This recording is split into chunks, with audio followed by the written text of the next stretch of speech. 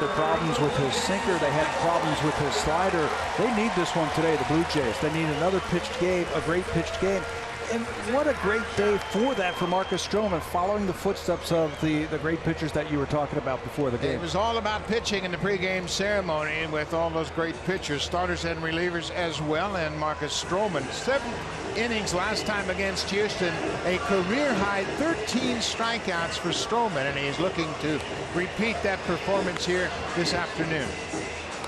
Let's take a look at the lineup for the Houston Astros. Top of the order is George Springer, then Alex Bregman, and how about Jose Altuve? A 365 average. He's hit .444 since the All-Star break. That leads the American League. No one has more hits since Altuve first played in the big leagues with the Astros over 6 seasons. And Carlos Correa, he's on the same path. 9-game hit streak for the young shortstop, batting .353 with 7 extra base hits and 14 RBIs, and they're set to take on Marcus Stroman, who really shut them down the last time they faced him. Boy, did he ever. 13 strikeouts. That was a career high. He'll get ready for his 24th start of the season. 8-5, 476 earned run average. He has pitched better, but he's still trying for his first win since July the 20th. That was that outstanding effort in Arizona when he threw 8 innings and gave up just 1 earned run.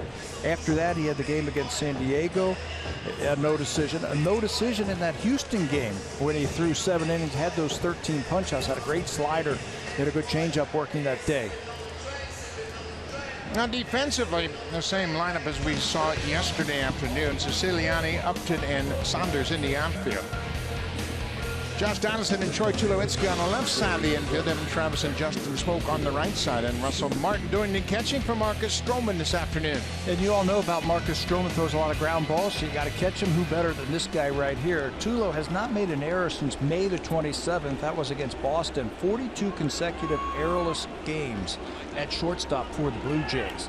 You throw a lot of ground balls like Marcus Stroman does, you better have a good shortstop. So we are set. This is the series finale. Blue Jays trying to win this series. Each team taking a game in this series. Here's the first pitch. It's in there for a strike, and we are underway. Springer takes the first pitch fastball. He's 1 for 2 against Stroman.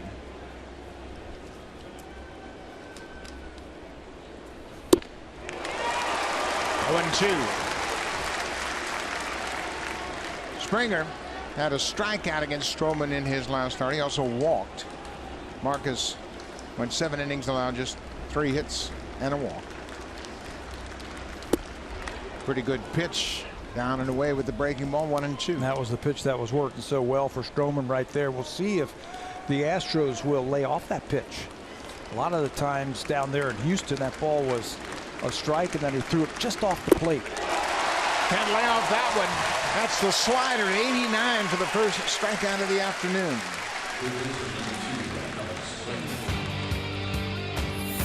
This Marcus Stroman start is brought to you by BioSteel Sports Nutrition, the natural choice for everyday performance. Drink the pink.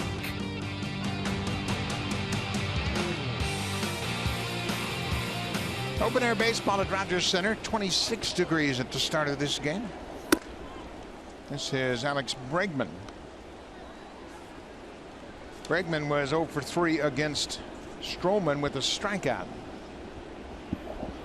He's been swinging the bat a lot better than what we saw down in Houston. He's actually working on an 8-game hit streak. Hitting the ball all over the field, so the Blue Jays defensively are going to play him straight up. That's about as straight as you can get on defense. Inside, 3-0.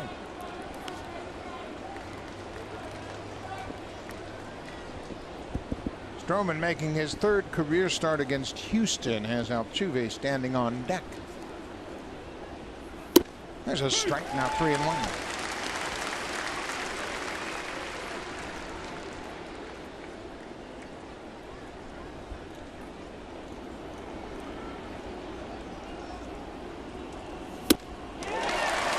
To a full count. Marcus got a pretty good fastball today. He's throwing a couple of them by these hitters already. A.J. Hinch, the skipper of the Astros. And if you know Marcus, you got to figure that he is excited to be pitching on a day where they honored all the great pitchers in Blue Jay history. He's the kind of guy, he's an emotional guy. He's very aware of his surroundings, things that are going on around him, and he knows he's on the big stage this afternoon. 3-2 pitch. Driven into center field. Upton is there. 2 away.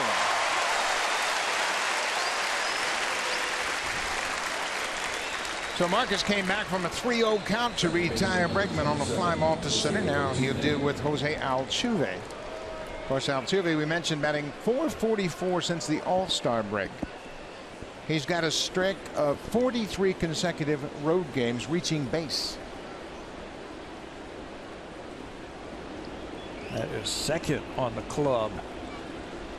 I believe Jeff Bagwell has the record for most consecutive games reaching base on the road. 51 consecutive road games. Bagwell reached base in 1999. You see Russell Martin down on one knee, and he says, you know, it has a lot to do with its saving the wear and tear on his knee, but it also presents a very definitive target for the pitchers.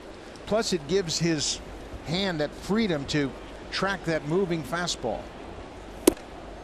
You eliminate that leg in front of you. You can move your arm around and you can track and catch that hard sinker. Yeah, sometimes you will get that left elbow caught on that knee, but this frees it up. Russell tried to sell that one to the umpire, Laz Diaz, but he wouldn't bite. 2-1 now to Altuve.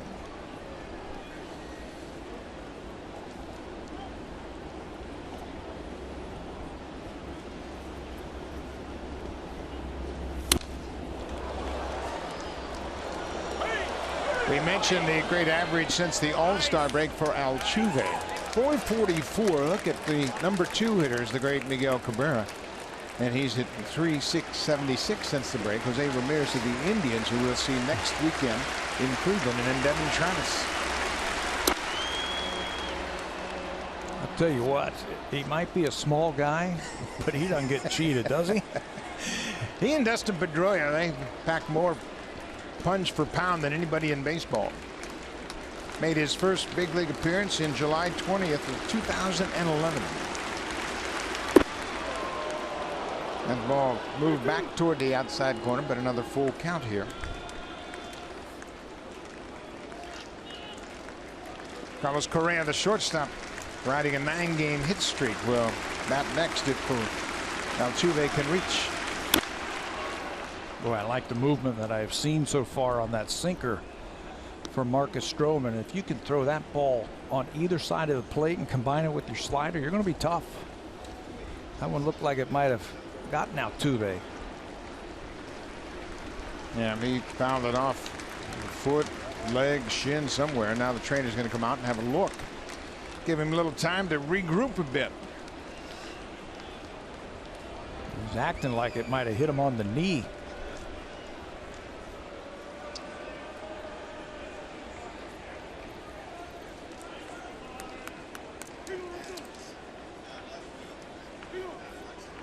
There's James Reddy, the assistant trainer, out to attend to Altuve, and he's still walking around trying to get the feeling back.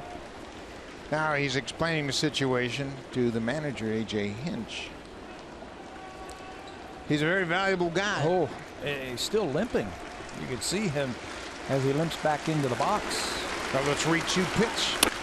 Ground ball. Donaldson pops up in time. Good start for Marcus Stroman. 3 up, 3 down. He retires the Astros in order. When we come back, Devin Travis will start things off for the Blue Jays.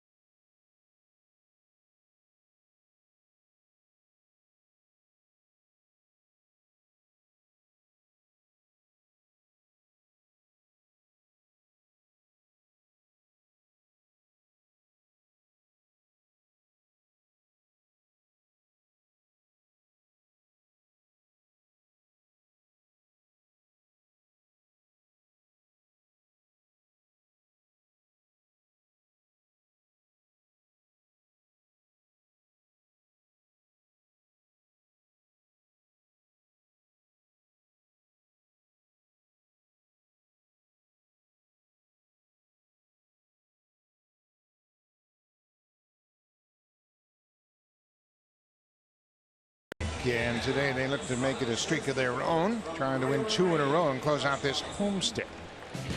Let's take a look at the lineup for John Gibbons' Blue Jays. They are half game in first place over the Baltimore Orioles. Devin Travis top of the order over his last 9 games. He's at 4-10. 16 hits in those 9 games, 5 extra base hits, and 8 RBIs, and Edwin Encarnacion. Right on Travis's heels, he's got a 5-game streak in which he's hit .421, double, 2 homers, and 4 RBIs, and Edwin Encarnacion to the milestone 300 home run in this series. They will face Mike Fiers, 31 years old, 22nd start of the season, 23rd overall appearance this year. Faced the Blue Jays 4 times in his career, 2nd time this season. It was just 9 days ago that the Blue Jays saw Fiers. Devin Travis jumps on the first pitch and rips it off the wall in left. What a way to start the game for Travis. His 15th double comes on the first pitch. 2 of the best defensive ball clubs in the American League match up here today at Rogers Center. Let's look at the outfield for Houston. It's Kemp, Hernandez, and Springer from left to right.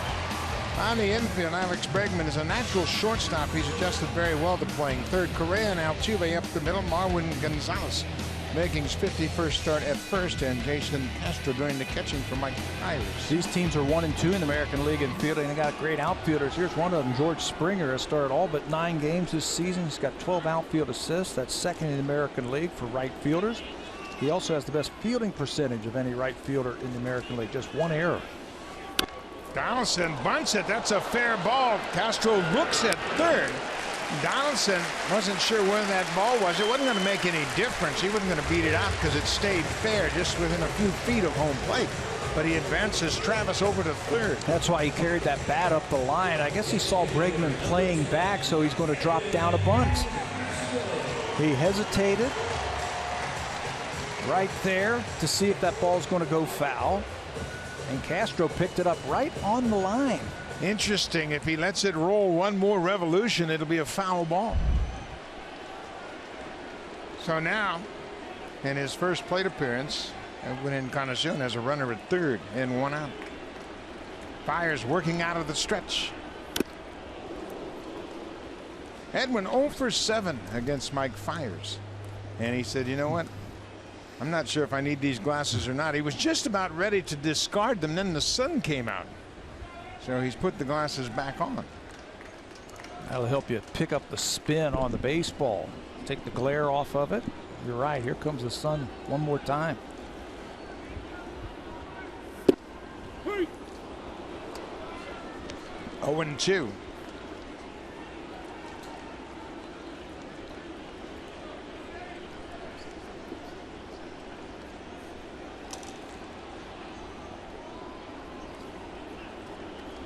Devin Travis at third. 0-2 count on Encarnacion. Edwin with 2 strikes now. He knows all he's got to do is hit one to the outfield. Or the infield, the middle of the infield.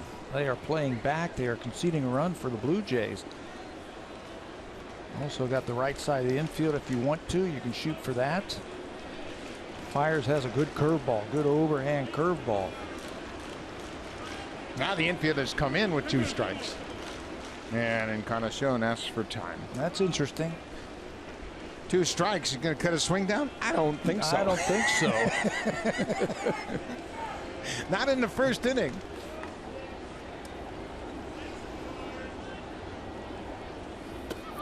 Down and away. The scorer, today's official scorer, has not given Donaldson a sacrifice bunt, which I find curious. Donaldson bunted it, and he might have been bunting for a base hit, but he advances the runner from second to third. So I don't think you can read his mind as if to tell what his intentions were, but he gets the job done. 2-2, 1 out.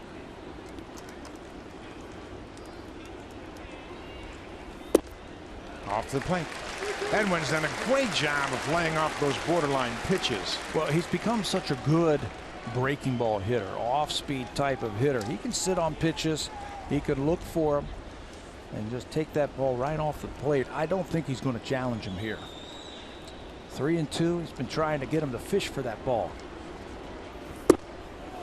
Or he threw him a changeup that came back and caught the outside corner. Laz Diaz rings up Encarnacion. A 3-2 changeup with a lot of movement from Fiers.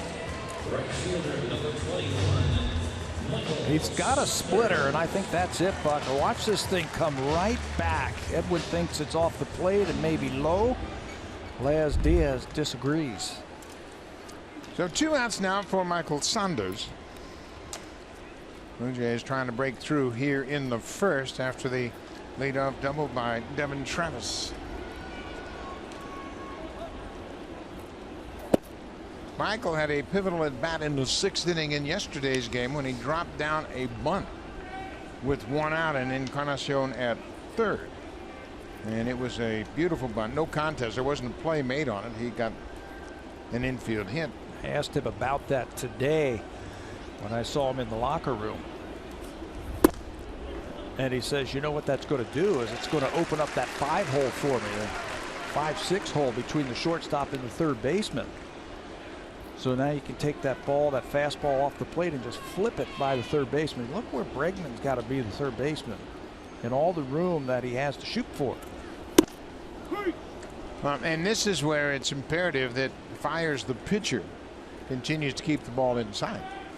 If you're going to defend in that fashion, you don't want to throw Saunders anything away that he can just guide through that left side of the infield.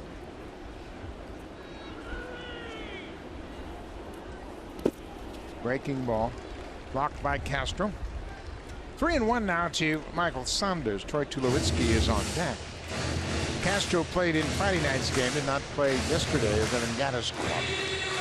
Tulowitzki waits on deck.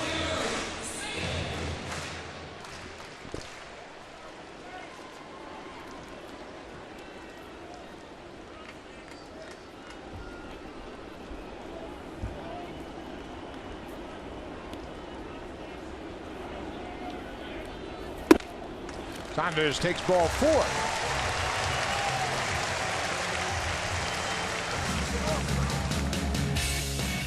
Home Hardware and Building Center locations. Proud partners of the Toronto Blue Jays. Homeowners helping homeowners with expert advice.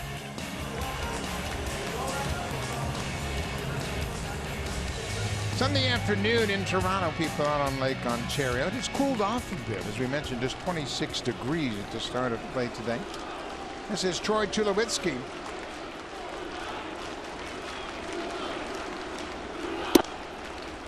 Tulo yesterday was 0 for 3 in the ball game. Didn't look like he wanted anything to do with Michael Saunders, the left-hander. Biggest chance with Tulowitzki. Boy, he can really mess up that strategy with a big 2-out hit. Drive to right. That'll be a 2-out hit. Travis in to score. Tulowitzki has given the Blue Jays a first-inning lead. Clutch time. Time to clutch up, and Tulowitzki delivers again for the Blue Jays. High fastball, and he just stayed right with it. He's been hitting more balls to right field lately. A little bit more aggressive, stayed on that fastball. How about that level swing? That kept that ball on a line drive to right field.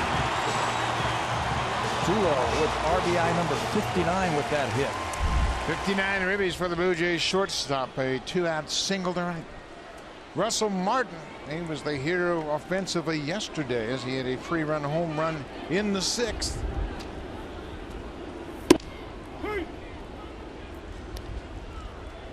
Russell, that home run number 9 for him this season. He has 43 RBIs. He had a great game getting the most out of the pitchers. Aaron Sanchez, Jason Grilli, and Roberto Osuna. He also threw out Jose Altuve, one of the best base stealers in the game. He caught him for a second time in this series when he threw him out at second. Chatted with him very briefly today to talk about yesterday's game, and that's what he was excited about, the defensive end of it. As a catcher, called a great game. Says Sanchez was outstanding. Loved the hit, absolutely, the 3-run home run, but it was the defense and the play calling. He and Sanchez were on the same page after that first inning. Aaron picked up his 12th win. And Altuve was thrown out at third on Friday night. Russell got him at second yesterday afternoon. 1-2 to Martin. Strike 3 call. Martin surprised by that call from the home plate umpire, but the Blue Jays break out on top. Devin Travis with a leadoff double. He's cashed in with 2 outs by Troy Tulowitzki, who goes to right for the RBI base hit. 1-0 Blue Jays.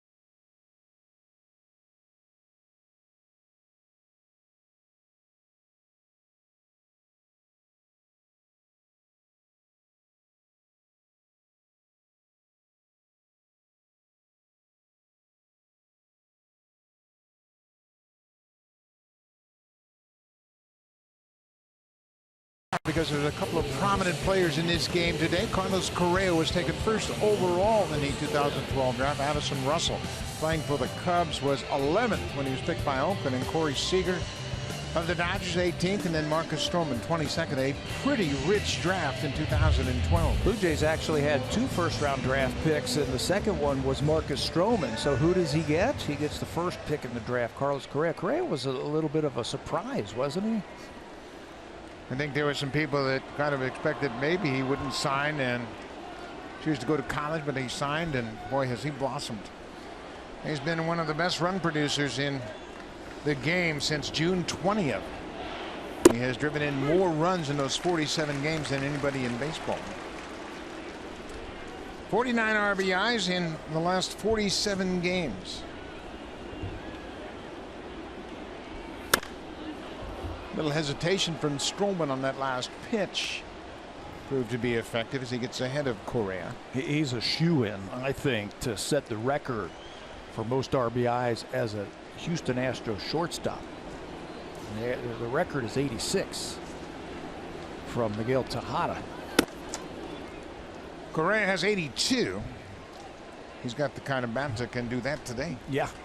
When you look at the names of those shortstop, it's pretty impressive. Tejada had 86 in 2009.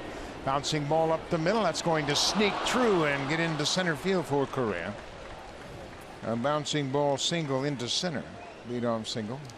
The record for shortstops, RBIs by a shortstop in a single season, Tejada was number 1. Dennis Menke was the shortstop for the Astros in 1970. Drove in 84 runs. And I mentioned his name because he was a former coach with the Blue Jays early on. Boy, he's going to set all kind of records, I think, by the time he is finished with his career. He's 21 years old. This is Marwin Gonzalez, who is playing at first base this afternoon. Gonzalez is the Ben Zobrist of the Astros, if you will. Of course, Zobrist now playing every day at second, but he's a super utility player that is making his 51st start at first base this afternoon. 3rd game this series, 3rd different position start for him. We saw him on Friday night in left field, second base yesterday, and today at first base. It is so valuable to a manager to have a utility player like Gonzalez when you only have 3 players on your bench. You can shuffle him around and you don't have to make many changes. And one of them has been down for the last few days. Jake Marisnick's had a groin problem, so they basically have been playing with a 2-man bench. There's Jake.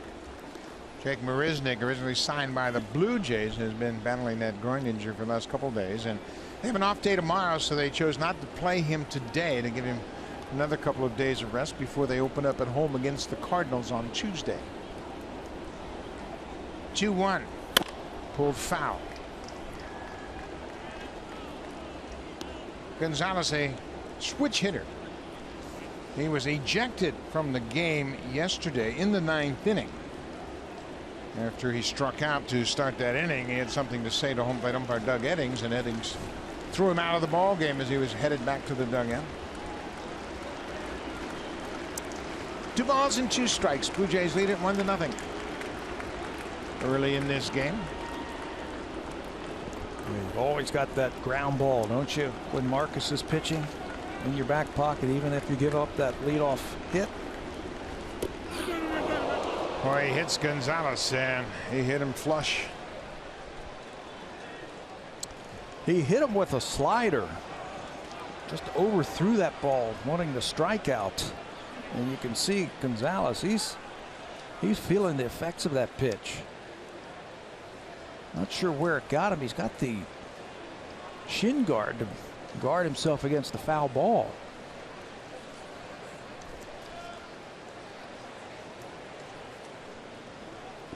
Jeremiah Randall, the head trainer for the Astros, and Gonzalez is in a lot of pain. Let's see if we can determine where this pitch hits him. Hits him on the left knee. Inside of that left knee, and obviously not any protection there whatsoever. But he's in a lot of pain. I have seen batters get hit like that and break a bone in that knee. And he is still down. One more time. Slider, he overthrows it. Just can't get the knee out of the way quick enough. He had all his weight on his left leg and had no mobility whatsoever.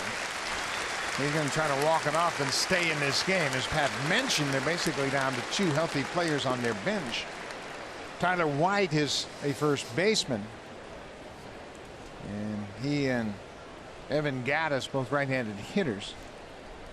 Marisnick, they would just as soon not use him this afternoon. Looks like Gonzalez going to stay in the game. A.J. Hitch, the manager, talking to him, saying, I need you to gut this one out. Stay in the game for me. Well, anybody that plays all those positions, obviously very versatile, and wants to make sure he stays in the game. And he's going to test that knee.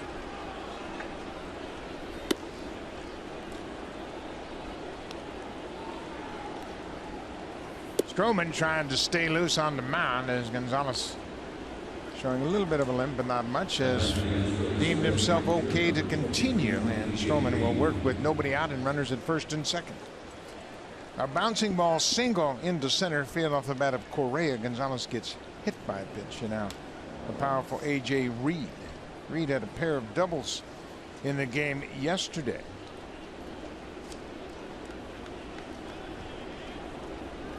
Nobody out.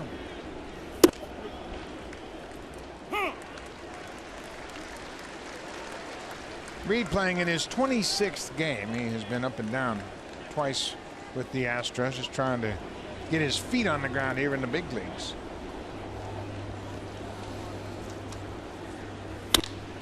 Fly ball to left. Siciliani backing up. Correa's tagging at second. Siciliani gets it in quickly to hold Correa. Good job by the left fielder.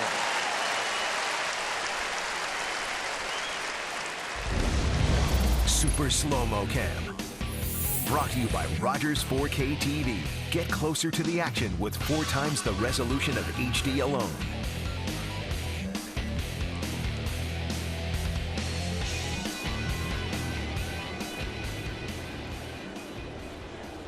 Jason Castro, the catcher, bats with 1 out. Castro struck out in both of his at-bats against Stroman the last time they faced each other down in Houston. Goes after the first pitch, and it's a high fly to left. Siciliani with the sunglasses makes the catch. 2-away.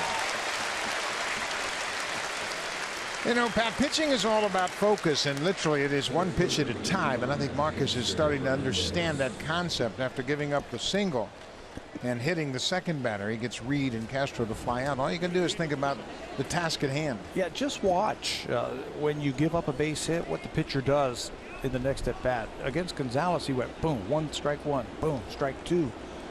Tells you that the focus is in there and the stuff naturally plays. For young pitchers, it's all about stopping the bleeding or slowing down the inning.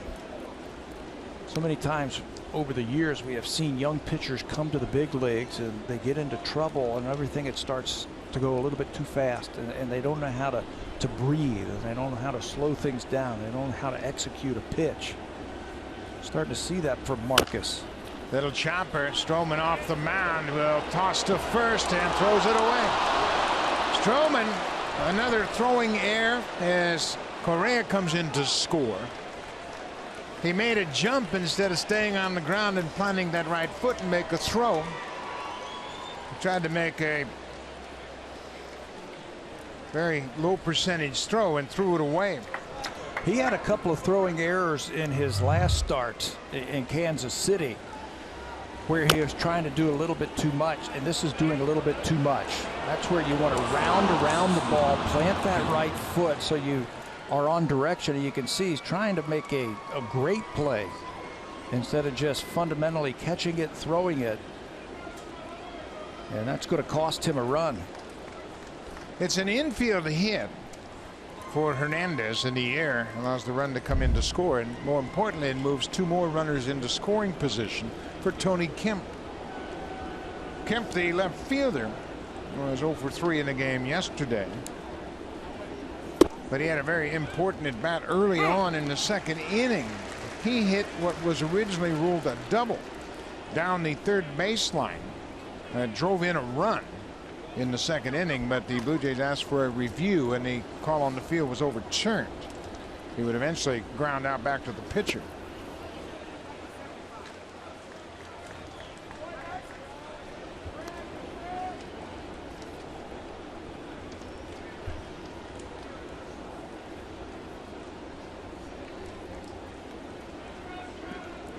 Gonzalez at third base, Hernandez at second base.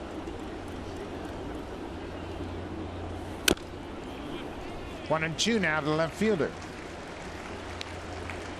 Tony Kemp playing in his 30th game. He was added with the placing of Colby Rasmus on the disabled list. Rasmus has an ear infection and is currently on the DL. And the release of Carlos Gomez is getting his chance to get some playing time now. This is where you got to make a big pitch right here. Marcus's changeup has been better over his last 4 starts. His slider has been better. He's got that sinker still in the back pocket. So all kind of places he could go here to try and get an out. Fly ball into center. Upton is there, and the inning is over. Bernie Houston, a single, a hit batter, an infield single, and an error have tied the Blue Jays up 1-1.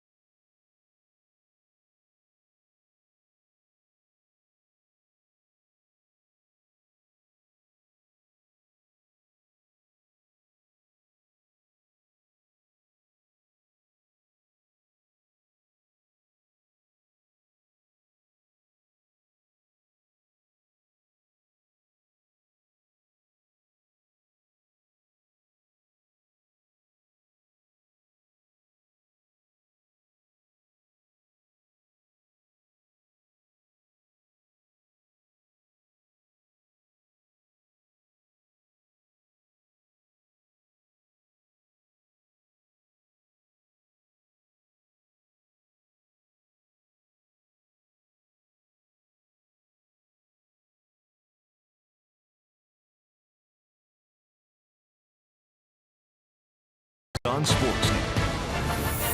Presented by the all-new 2017 Ridgeline, our newest vehicle and their newest fan. Honda, official vehicle of the Toronto Blue Jays.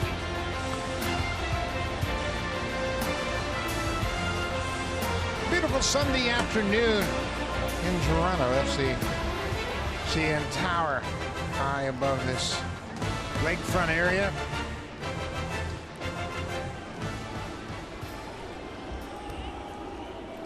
Justin Smoke goes after the first pitch, and we have a defensive change. That is Tyler White at first base over for Marwin Gonzalez. He was hit by a pitch and can't continue in this game. So White is in the ball game. He started the game on Friday night at first base. Marwin could barely get around the bases. Did you get a chance to watch him go second to third on that throwing error? I mean, he was limping bad. So they now are down to Gaddis and Marisnik on their bench. Ball and a strike to Justin Smoke.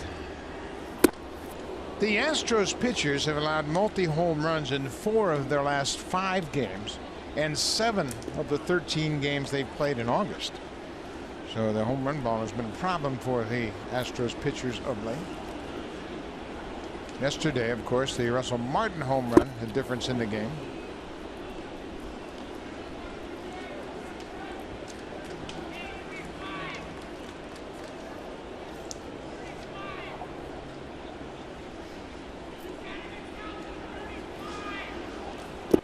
Curveball from Fiers is down. It's 3-2.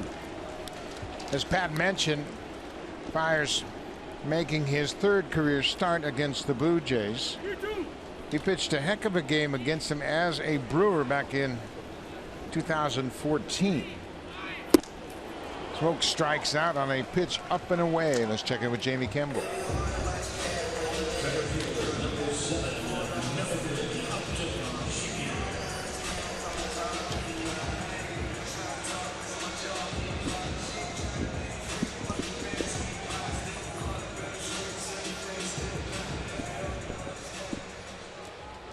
Well, Mookie Betts has been some player for the Red Sox, batting 3rd in their order now, hitting .310 for the season. Pedroia is leading off, Holtz batting 2nd, and Mookie Betts and David Ortiz. It's a pretty good lineup they got now. Yeah. Betts plays on both sides of the ball. We were talking about George Springer making just 1 error and has a high fielding percentage, the best in the American League. He's tied with Mookie Betts. Mookie's had just 1 error also as a right fielder. There are a bunch of 21, 22, 23-year-old star players in the American League right now.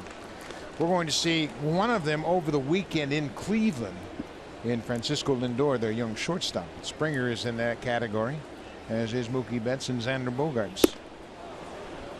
Upton swings and misses. It's 2-2 to the center fielder. You might see a few young guys in New York.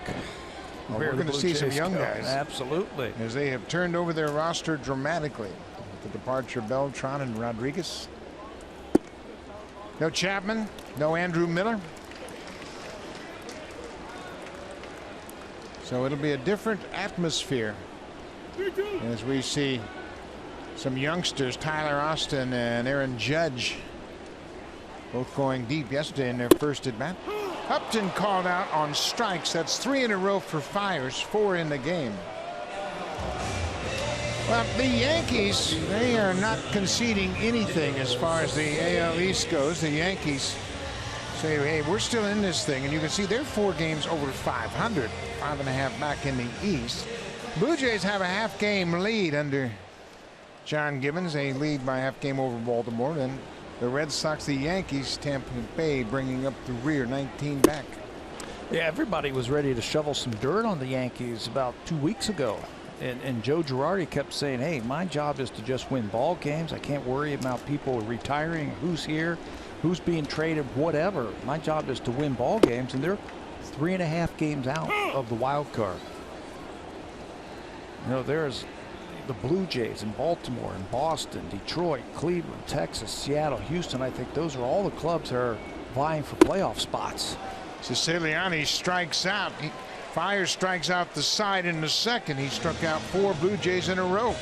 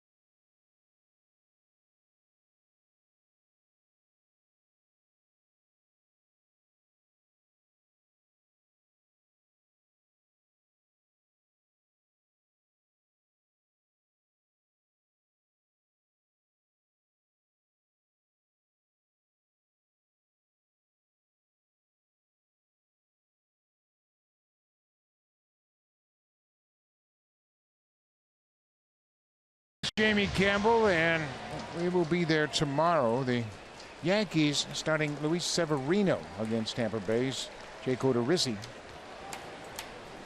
1-0 Tampa Bay on that Longoria double.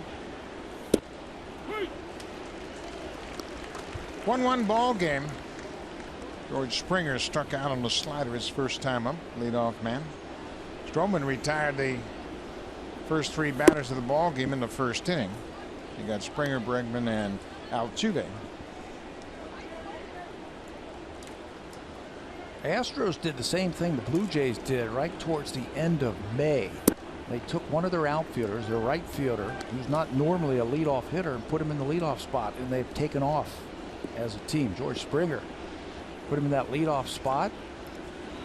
They've been one of the best teams in baseball since then. They and the Blue Jays have the best record, top of the American League in wins. They both have the best pitching staff since that time. You mentioned how they have made a difference. Blue Jays have the best record since May 23rd. Houston's just a game behind them. Kevin Pillar was out throwing today. You can see he's got that bandage on his left thumb. That's the thumb with the sprained ligaments, and he's trying to see how much weight he can put on that thumb, and obviously no problem with his right hand. Springer strikes out for a second time.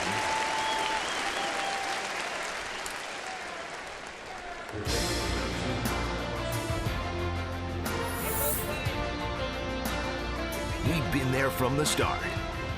Honda, official vehicle of the Toronto Blue Jays, proud fan since 1977.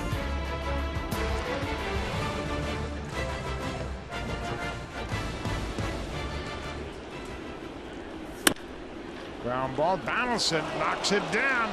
Better hurry. Not in time. Alex Bregman is aboard. Donaldson played it to the backhand. Got a glove on it. Dropped straight to the ground. He picked it up but fired late to first base. They're going to take a look at this one, but I think Bregman's going to beat it out. That ball right at him, and you see it knocks him back momentarily. He loses his balance, and the ball pops out of his glove. He does everything he can to try and make up for it, but you see Bregman is already across the bag. This is why they call it the hot corner. Sharp one hopper to Donaldson. It's an air charge to Donaldson, his 8th air of the season, and that'll get Altuve to the plate with a man at first. Altuve fouled the ball off his leg his first at bat. He eventually would ground out to third base to end the inning. You see those 19 home runs right there? He's got 5 home runs to right field. So he can hit the ball all over the place with authority. This is popped up over near the seats. Smoke over at the railing, and it's beyond his reach. Those extra seats on the field robbed him of an opportunity to make a catch. Oh, I thought that ball was going to stay in play, didn't you? Yeah, I did.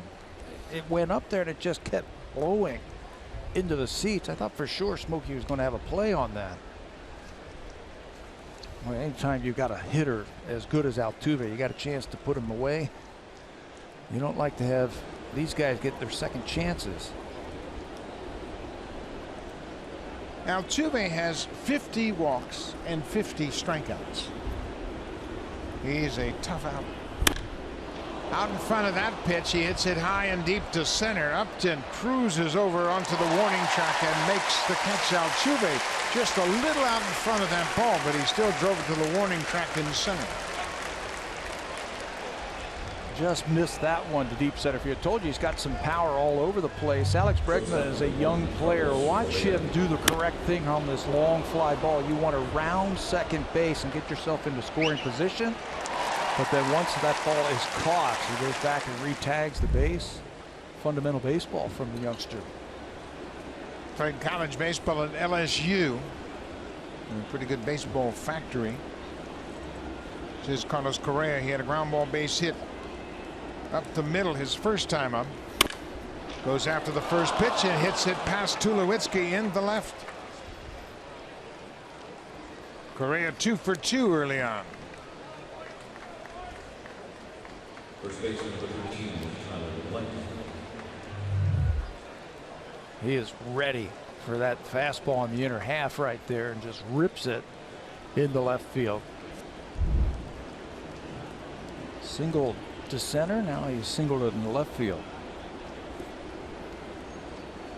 This is Tyler White, his first at bat. He came in as a defensive replacement after Marwin Gonzalez left the game. He was hit by a pitch and ran the bases in the second, but couldn't continue. And White came on to play first base in the bottom of the second. This is his first plate appearance.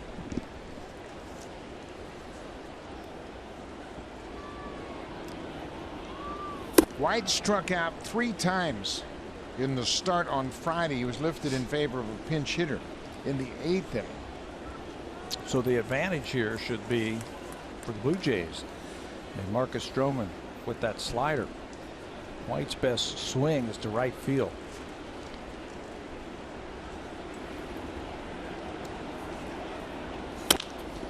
Bouncing ball. Tulowitzki will go across the diamond in time, and Stroman is out of the top half of the third. The Astros lead 2 as the air doesn't factor in. It's a 1-1 game as we head to the bottom of the third.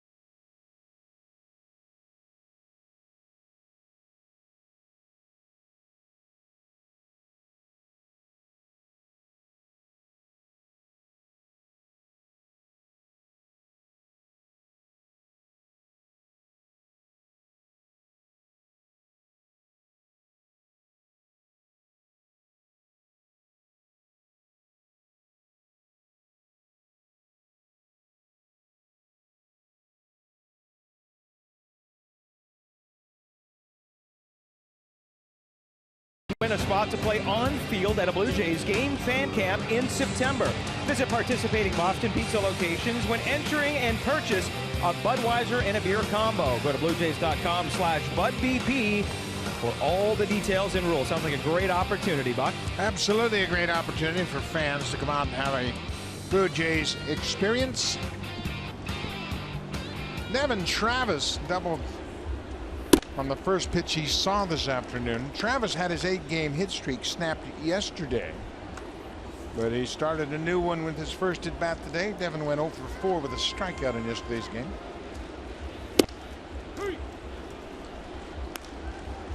Boy, that was a beautiful swing he put on that first pitch of the ball game for Mike Fiers, rifling that ball into the corner and left field.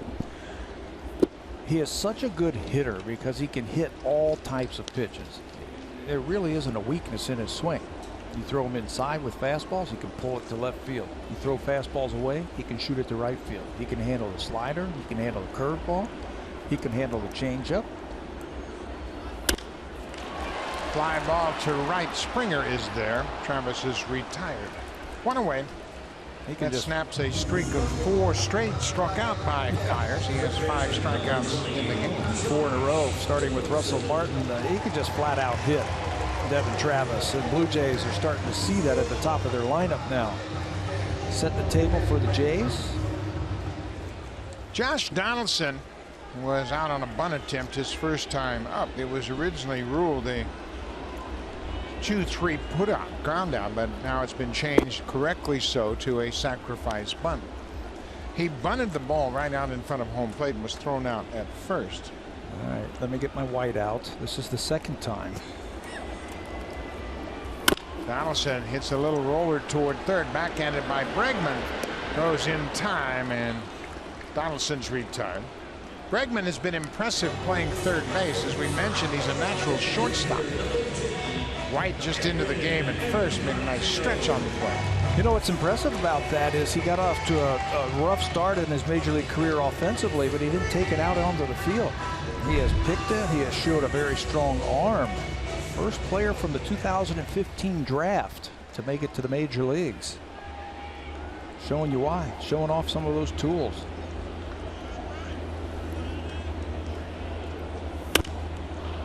Edwin goes after the first pitch and pops it into the seats out of play. Encarnacion was called out on an outside pitch. Looked like it might have been a splitter that ran back over the plate for strike 3. Edwin leads the American League with 95 RBIs. He's second to Mark Trumbo in home runs with 32. Trumbo has 33 for the Orioles. Well, he's challenging him with nobody on base. He's not afraid to throw fastballs to him. Byers has given up 20 home runs this season. This is his 22nd start of the year.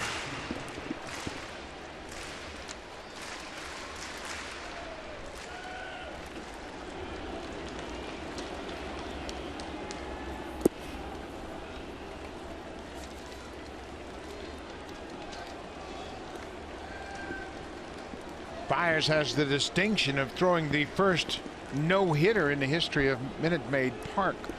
Came last season in his third start with the Astros, August 21st against the Dodgers.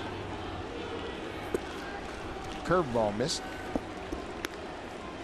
He struck out 10 and walked 3 in that no-hitter. Picked him up right at the trade deadline last year from Milwaukee along with Carlos Gomez. That's not good. He fell through a couple of breaking balls away from Encarnacion, so he got Edwin looking out over the plate for a pitch and then dropped his arm angle through a fastball. That one looked like it got him on the hand. Well, you certainly heard the sound of that ball hitting his hand. And of course, Tulowitzki got hit on the 31st of July and fractured his thumb. He was fortunate that he only missed 3 games. Josh Donaldson got hit in the face in Kansas City and he didn't miss any time. And you just keep your fingers crossed that Edwin is okay. And that's how tenuous the situation is when you're trying to win a pennant. Yeah. I mean, a pitch here, a pitch there can knock a player out. As Bautista is now on the disabled list along with Kevin Pillar, 2 of their regulars, and they can ill afford to lose any more. See how he dropped his arm down just a little bit, try to get some run and sink on that pitch. That one looked like it got him at the base of the right pinky on the right hand. Tries to pull the hands back and it clips him.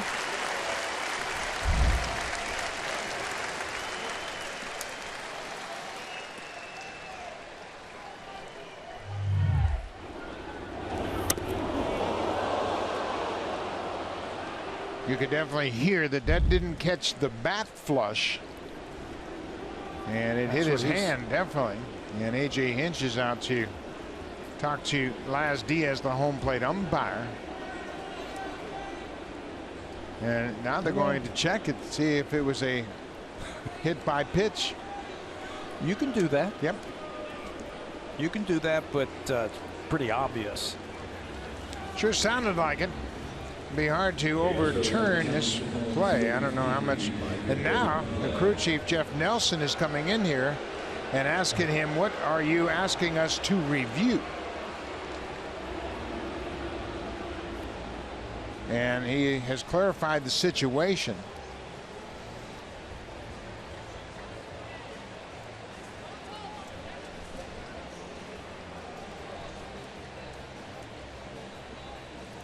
So the Astros have asked for a replay review. This replay review is powered by Samsung. Can they also review if that was a swing or not? Because we've seen that before. I mean, it clearly hit him right in the hand. Yeah, it certainly did, and that's what they're asking for now, is whether or not it hit him.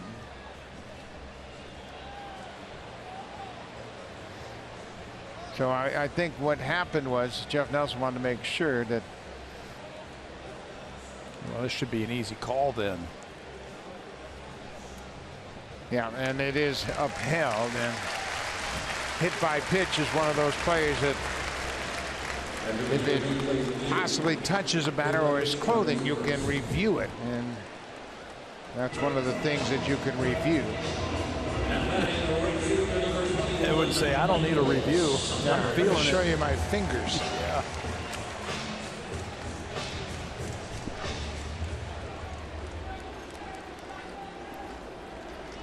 Well, Michael Sanders walked his first time up. Michael with a career high 20 home runs. Off speed pitch is a ball. 3 of those 20 home runs came in a game at Baltimore against the Orioles on June 17th. He had a 3-homer game and just missed hitting a 4th home run in that same game. Fouls this one out of play. Saunders playing in right field in place of Jose Bautista, who is on the disabled list. Bautista and Pilar, their regular center fielder and right fielder, both on the DL. So they got to get some production from the guys taking their place. Drive to right. Springer comes in and makes the catch. Saunders hit it on the nose, but right to the right fielder. Blue Jays will leave a base runner. We'll go to the 4th. It's a 1-1 game. And here comes the ultimate cleanup crew, brought to you by Home Hardware's exclusive line of the ultimate hard-hitting and tough-on-grime cleaning products.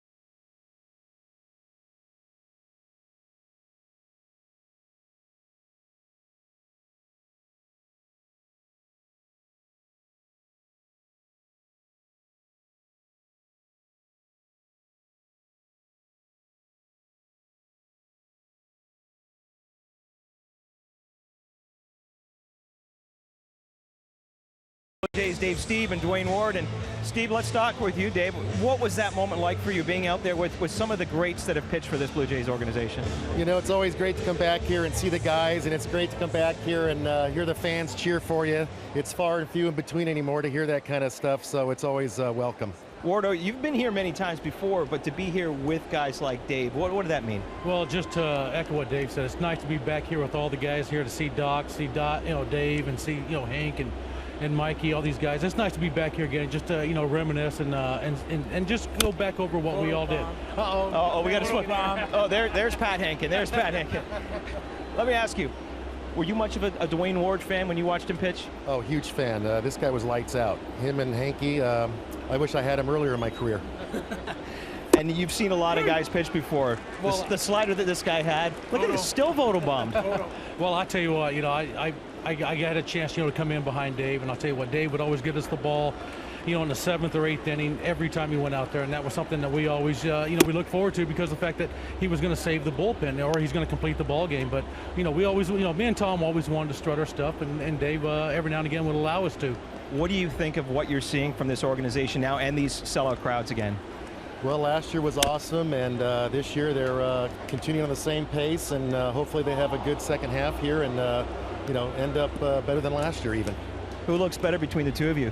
Oh, I do. I tell you what, he's a lot older than me, but no, I tell you what, seeing everybody again it's great. To see Doc, like I said, see Dave, see Hank, and see Mikey, and see Pat Hank and Goozy. It's great to see all these guys again, and just reminisce. Well, it's great to see both of you guys. Thanks so much for doing this. We'll send it back up to Buck and Pat.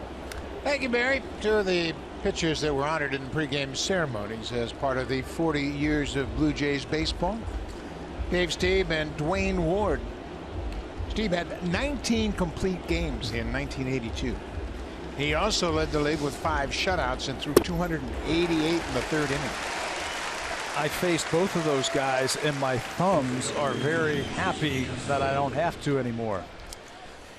Dave Stieb pitched 15 seasons with the Blue Jays in 2 separate stints, and he was something else. And 175 wins. Roy Halladay was also here. Doc was here. Jim Clancy did not make it. Jimmy Key couldn't make it as well, but Jimmy Key leads the franchise in wins by a left-handed pitcher. And there's Pat Henkin, 5th all-time with 107 wins. Did you ever face Dave Stieb? Yeah, I did actually before I was traded over here, and he had a great arm. And like I said before, to me, he was the best pitcher that ever wore a uniform for raw talent, competitiveness, and like he said, had he had Ward and Henke early in his career, no telling how many wins he would have had. How many wins, and when are they going to retire that jersey? That's what I want to know. Yeah, he pretty special pitcher in the annals of Blue Jays baseball. He threw 30 shutouts with the Blue Jays. I mean, now you're celebrating if a pitcher throws a shutout in a given season.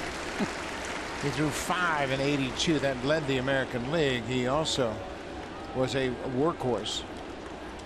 He was just an incredible competitor and loved to compete. 1-2. I'm going to tell his story on Dave because he told it himself a couple of days ago. He and I would always have disagreements about which pitch to call, and I loved his fastball. I thought he could have pitched with his fastball. But we're in Chicago. Lazinski's at the plate. I want an inside fastball. I call it 3 times in a row, and he shakes it off. He wants to throw him a slider. So he said, okay, I'll throw you a fastball, and just flipped it up there, and Lazinski hit a 3-run homer. He said, I showed you that wasn't the right pitch. Where have I seen that before? Bull Durham? Okay, I didn't tell him what was coming. Yeah, but you get the picture. Okay, I'll show you. Yeah. Oh. He never wanted to bring the heat. He wanted to throw that great slider. Terrific pitcher. And a lot of fun to be around. Jason Castro with a 1-2 count. The catcher flew out to left field his first time up. It's a 1-1 game.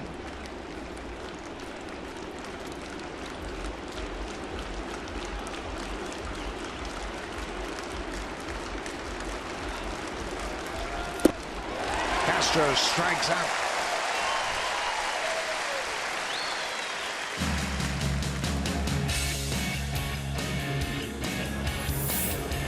This Blue Jays Rogers 4K broadcast is powered by the Samsung 4K SU HD TV.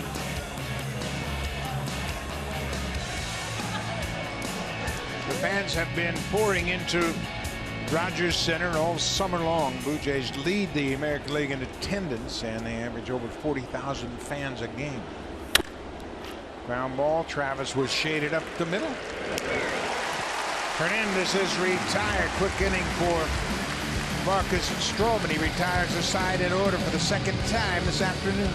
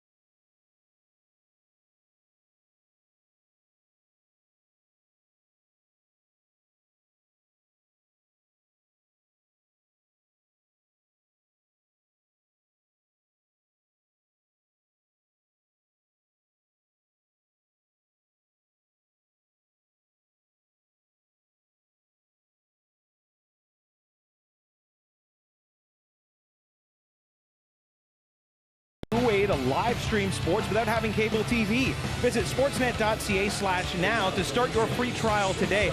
Guys, we have to get Dave Steve the Sportsnet Now because he was asking if I could rewind the broadcast so he can see Pat Henkin jump up behind him. Good pals. They have been good friends since they first met here in the big leagues, Pat Henkin and Dave Steve. And it's always good to reunite with some of those guys that you played with, and they were enjoying the opportunity to visit with one another. Roy Halladay's son, Braden Halladay, turned 16 today. He's here with his father, his brother, and his mom. They all came up for the pregame ceremony.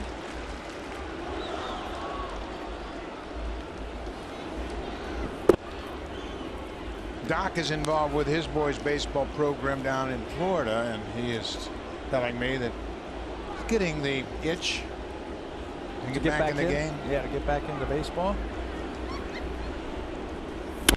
Tulowitzki hits it to third, knocked down by Bregman, and Tulowitzki will be aboard.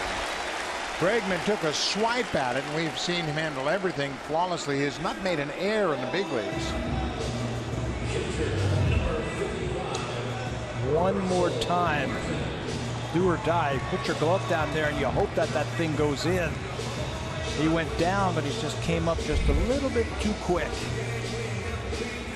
Kicked that one out of his glove. Still haven't ruled on it yet. Kind of a do or die play at third, and that's the way he played it.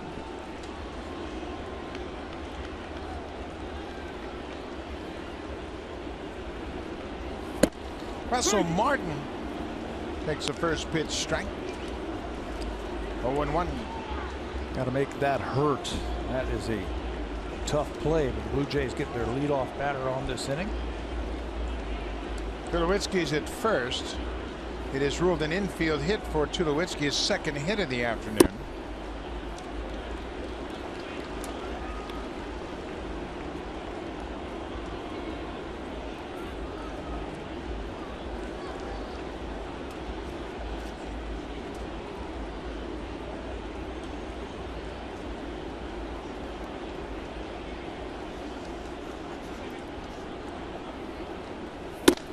Russell lays off that high pitch. Bregman had not made an error at third base. He's been charged with one in the outfield. There's Fire's numbers for his career against the Blue Jays. A very good earned run average. Outside. 3-1 to Martin. Tulowitzki at first. He's 2 for 2 to start the afternoon.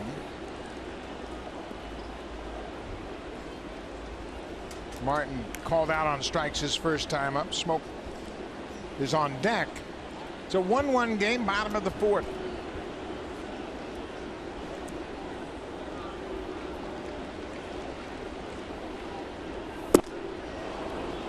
Home run cut right there on the 3-1 pitch. Martin had the same type of swing on a 3-1 pitch yesterday.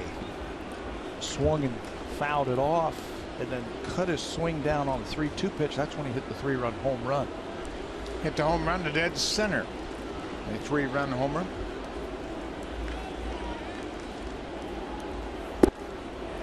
Ball 4. First 2 reach here in the fourth. Let's check in with Jamie Campbell.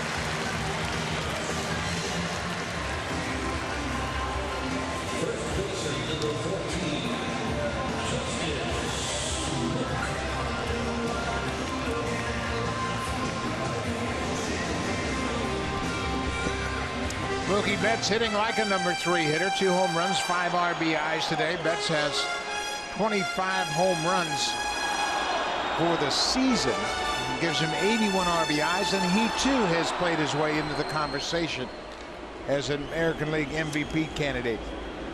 Oh yeah, playing great defense, stealing some bases, doing whatever offensively. Well, here's where the Blue Jays really need some players to step up. The bottom third of the batting order.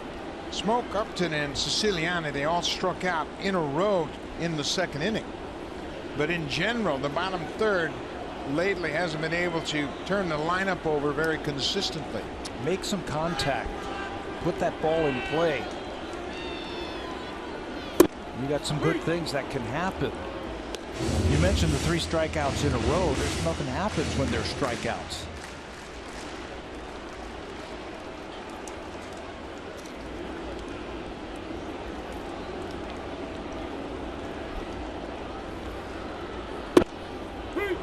Couple of balls on the inside part of the plate. Smokey was telling me the other day he felt like he was pressing. He says I got to slow things down and just let the ball get to me. Don't commit too early. Just slow things. You want to do so well, so bad, so you try so hard, and it takes you out of your game. Smoke fouls it off. You know, that's a great point that we don't often recognize very well, is the fact that, yeah, these guys are making good money. They got security of contracts. Justin Smoke just signed a 2-year contract, but at the same time, you want to be a part of a winning effort. You want to contribute. You got pride. They all have pride. They all want to do well, and they want to contribute. So you try just a little bit too hard, and it takes you out of your game. Smoke strikes out. 6 strikeouts for Fiers.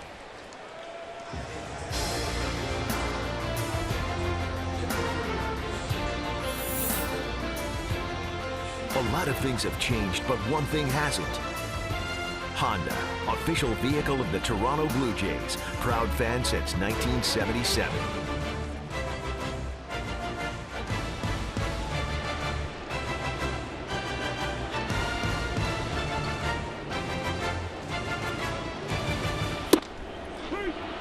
Upton takes a first pitch strike.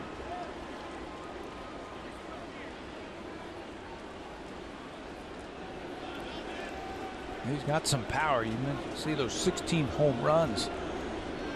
Hit them all with San Diego. Boy, you can't do anything with those first 2 pitches from Mike Fiers. Both of them on the corner. Tough pitches for Upton. Disagreement with Laz Diaz, the home plate umpire, but I tell you, those are 2 perfect pitches for Mike Fiers.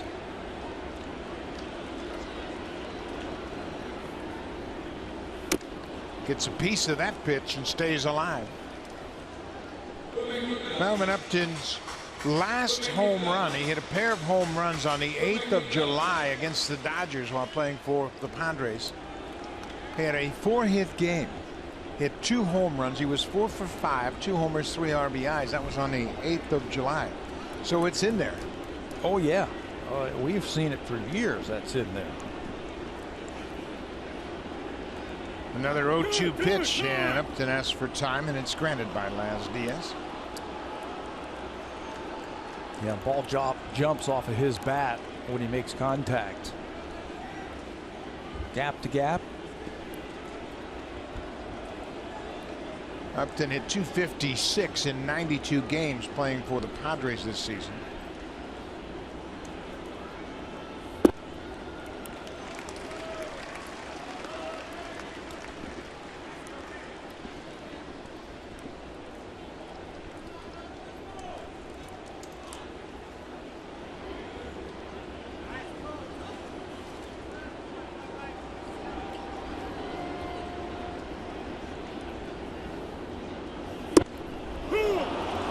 Called out on strikes. An off-speed pitch gets him.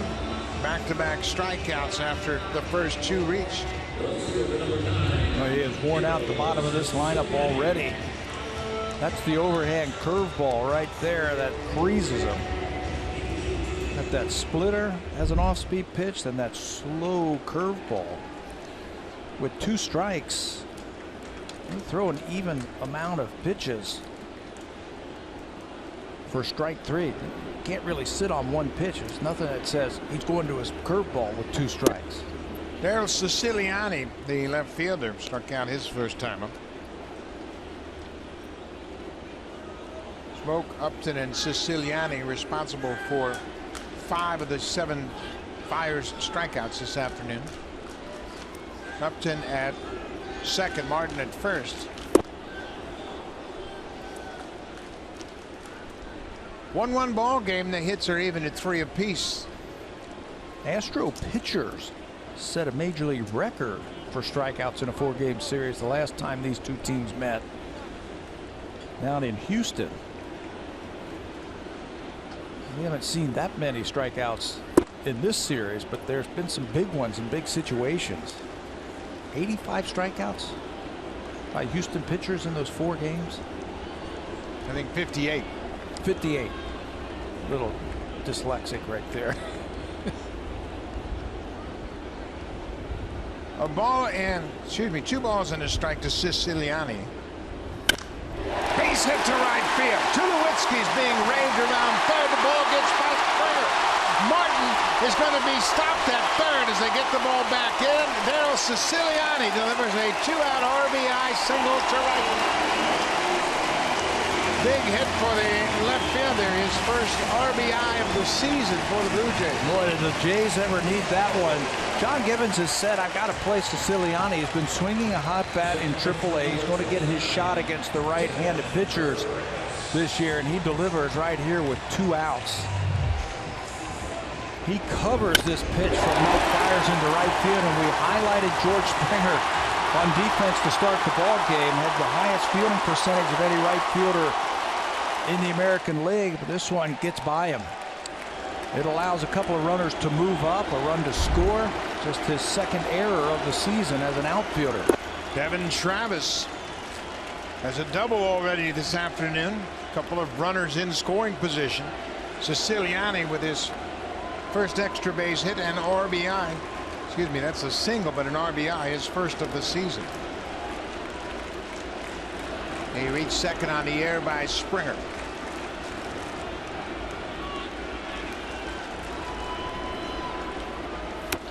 Travis tries to bunt and bunts it straight back. I don't believe I've ever seen Devin Travis try that. But he's trying to pull in Alex Bregman, the 3rd baseman. And he has. Bregman was playing much deeper.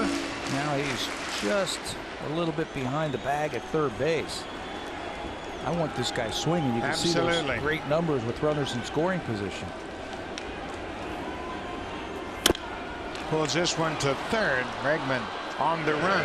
In time, the inning is over, but the Blue Jays take a 2-1 lead thanks to Daryl Siciliani's 2-out RBI single. Now time for a Blue Jays Central update. Here's Jamie Campbell and Greg Zahn in the Samsung broadcast studio.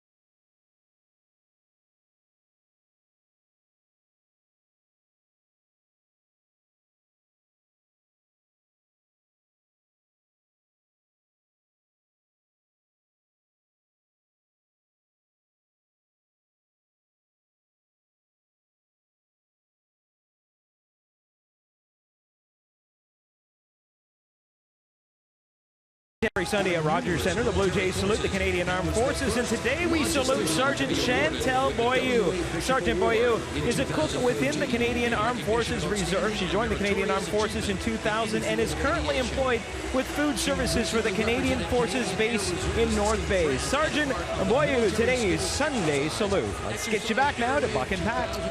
Thank you, Barry. Marco Estrada doing the honors today to acknowledge a Sunday salute. Overcast here in Toronto. The roof is open, a lot more comfortable than it has been the last few days. Cooled off all the way down to 26. Blue Jays have a 2-1 lead. Number 9 hitter Tony Kemp takes the first pitch strike.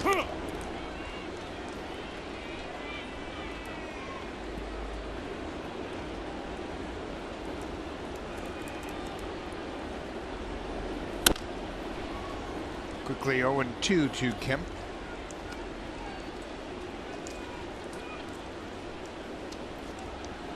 I like the hats that the Blue Jays are wearing today. A little throwback after they are honoring some of their best pitchers in their history. Mike Timlin was hoping to get one of those hats. He said, "I like those white paneled hats." 40 seasons of Blue Jays baseball. We had the third and final ceremony prior to this game today to honor the great pitchers throughout the history of the Blue Jays franchise. Kemp called out on strike 3. Perfect fastball from Stroman. He's got that great sinking fastball, and when you place it down in a way like this, not much you can do with this one. Kemp can only hope that it's called a ball. Marcus comes up with his 5th strikeout of the afternoon. George Springer is responsible for 2 of those strikeouts. He has a big cut on the first pitch.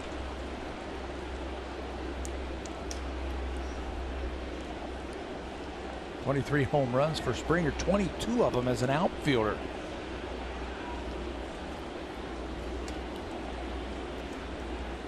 It's another guy who doesn't get cheated at the plate. Good player. Healthy cut. Does a good job athletically. Plays in the outfield very well, and he has really taken to this leadoff spot. Batting .260 coming into this ball game. 22 doubles, 23 home runs, 68 runs driven, and good production from the leadoff spot. Off the end of the bat, Smoke makes a nice play. Stroman in there, plenty of time at first. Springer's 0 for 3. Those home runs that I talked about, 22, that's 3rd most among American League outfielders. So you got to neutralize his bat, and Marcus does on the ground down.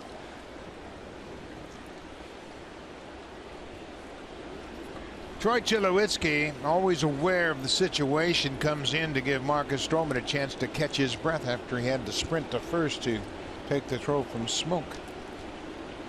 This is Alex Bregman. He reached on an error his last time up. Josh Donaldson committed the error at 3rd. Blue Jays have made 2 errors today. Stroman made the first error on an ill-advised throw to first off the bat of Teoscar Hernandez on a swinging base hit, bunt up the 3rd baseline. That gives him 60 now this season. 60 errors. 2nd in the American League in fielding percentage behind the Houston Astros. The Astros have only made 50. Only the Washington Nationals have committed fewer errors than Houston this season in Major League Baseball. Stroman has committed 4 errors. There's a pitcher.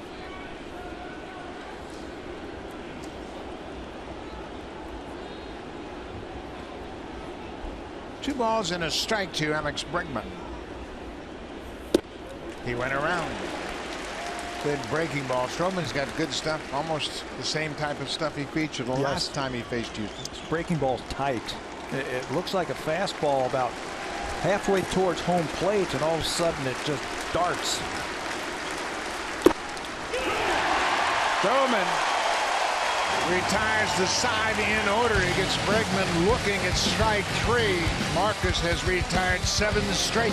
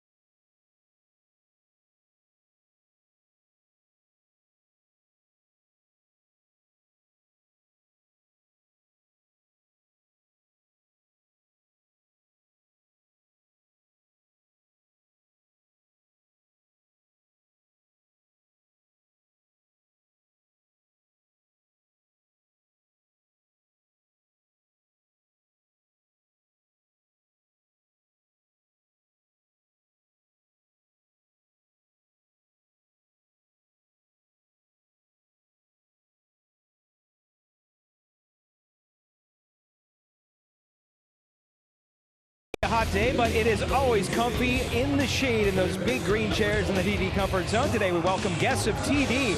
And fans, if you want to be WestJet's guest and watch a Blue Jays game live from the flight deck, here's how you do it. Find the WestJet fan wagon in Toronto and you could be next. Follow hashtag WestJet fanwagon on Twitter for details, and they don't mind the heat out in the WestJet flight jet, Buck. They're having a good time. Having a good time anytime they come to the ballpark. Josh Donaldson had a sac bunt in the first inning, ground out to 30 in the third.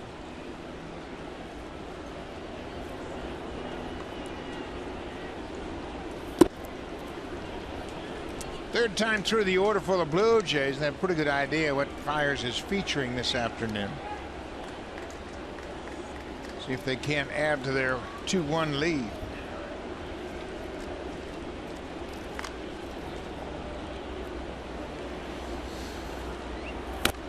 Donaldson loses the bat, and it goes all the way into the seats.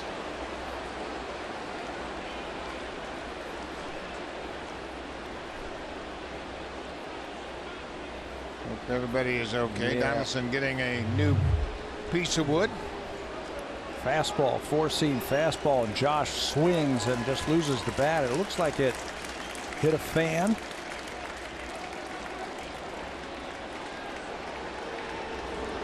One more time, Donaldson just loses it. We don't see that very often from Josh. You really don't see it too often on a fastball. Oftentimes it's an off-speed pitch when a hitter is fooled and he is out in front and loses his grip on that bat. Fiers got the pitch he wants now from another fastball.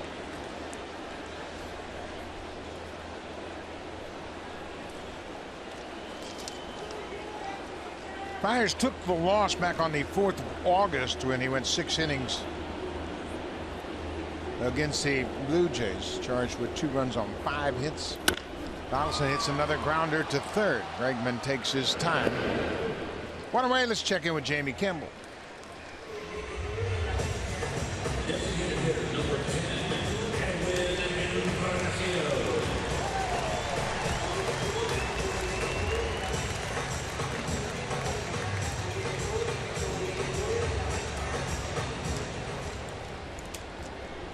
Jake Odorizzi pitching for the Rays. 4 innings. He's allowed 3 runs himself, but Tampa Bay has that 8-3 lead.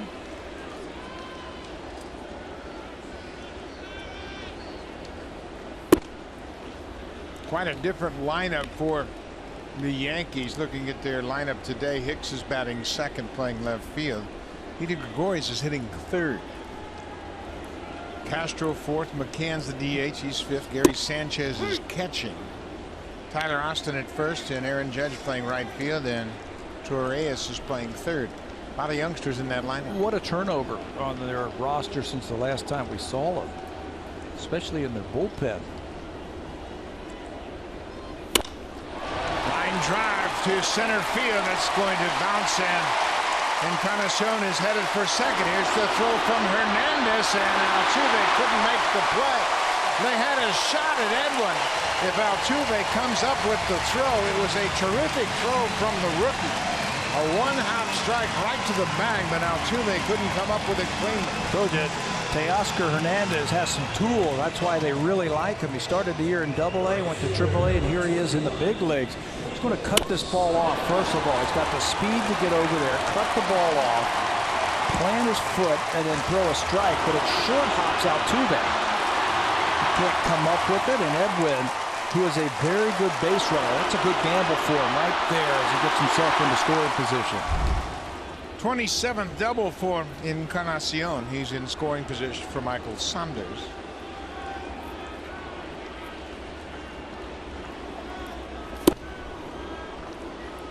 Edwin knows that it's going to be very close, so he dives in, and watch him pull the hand back. That's just instinct right there, to pull the hand back, anticipating Altuve catching the ball and slapping a tag in.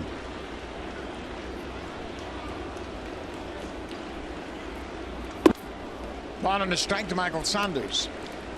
Edwin is a very good base runner, and you're right, he grabbed the bag with his left hand and took his entire body away from Altuve. Had he come up with the ball, he wouldn't have much to tag. We see veterans go in there like that, thinking that you're going to put that right hand in there and you just pull it back out and grab the bag with your left. Popped up left side of the diamond. Bregman into foul territory, makes the catch. Saunders is retired on the pop out.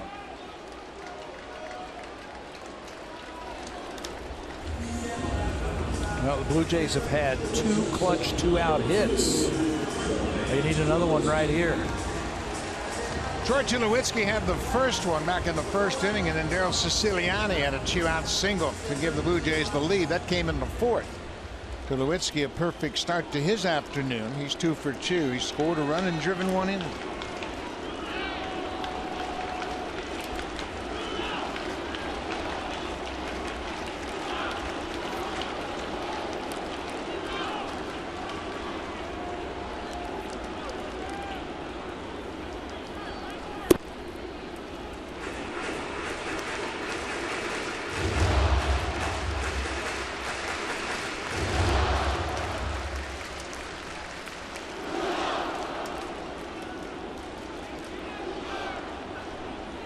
Tulowitzki batting .275 with 2 outs and runners in scoring position.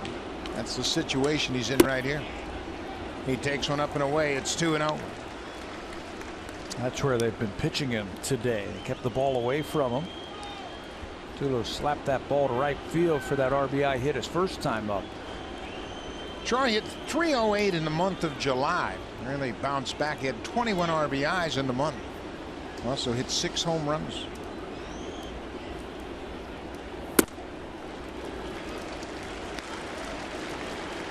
.3-0. You give him the green light here? I gotta let him go. Give him the option. John Gibbons does a good job of that as a manager of veteran players, giving the veterans the option. Hey, if you feel good and you want to swing away 3-0, go for it. I'm not going to hold you back. Taking all the way. Some guys just aren't comfortable swinging 3-0. Tulowitzki has 3 3-0 home runs in his career. And he didn't like that last pitch. Now it's 3-1.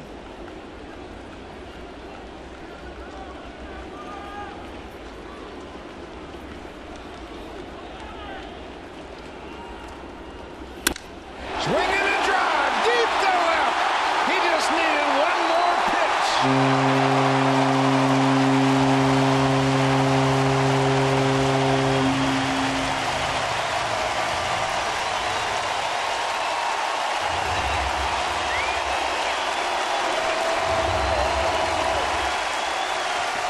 Number 20 for Troy Tulowitzki.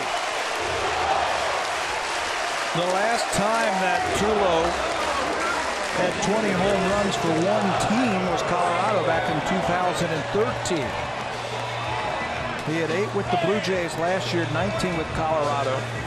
But the last time he had 20 home runs for one team in one season, 2013. Well, he just does it again right here. That was a bomb to left field.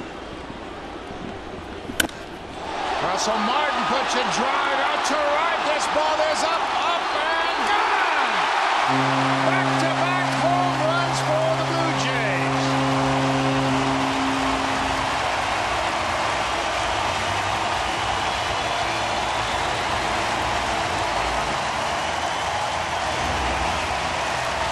Russell had the big blast yesterday for the Jays, a 3-run home run late in that game.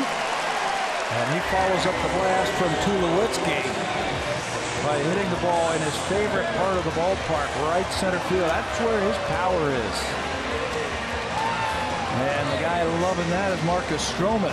7th time the Blue Jays have gone back-to-back this season, and back-to-back home runs knock Mike Fiers out of the game. The Blue Jays have a 5-1 lead. Tony Sipp coming into the game.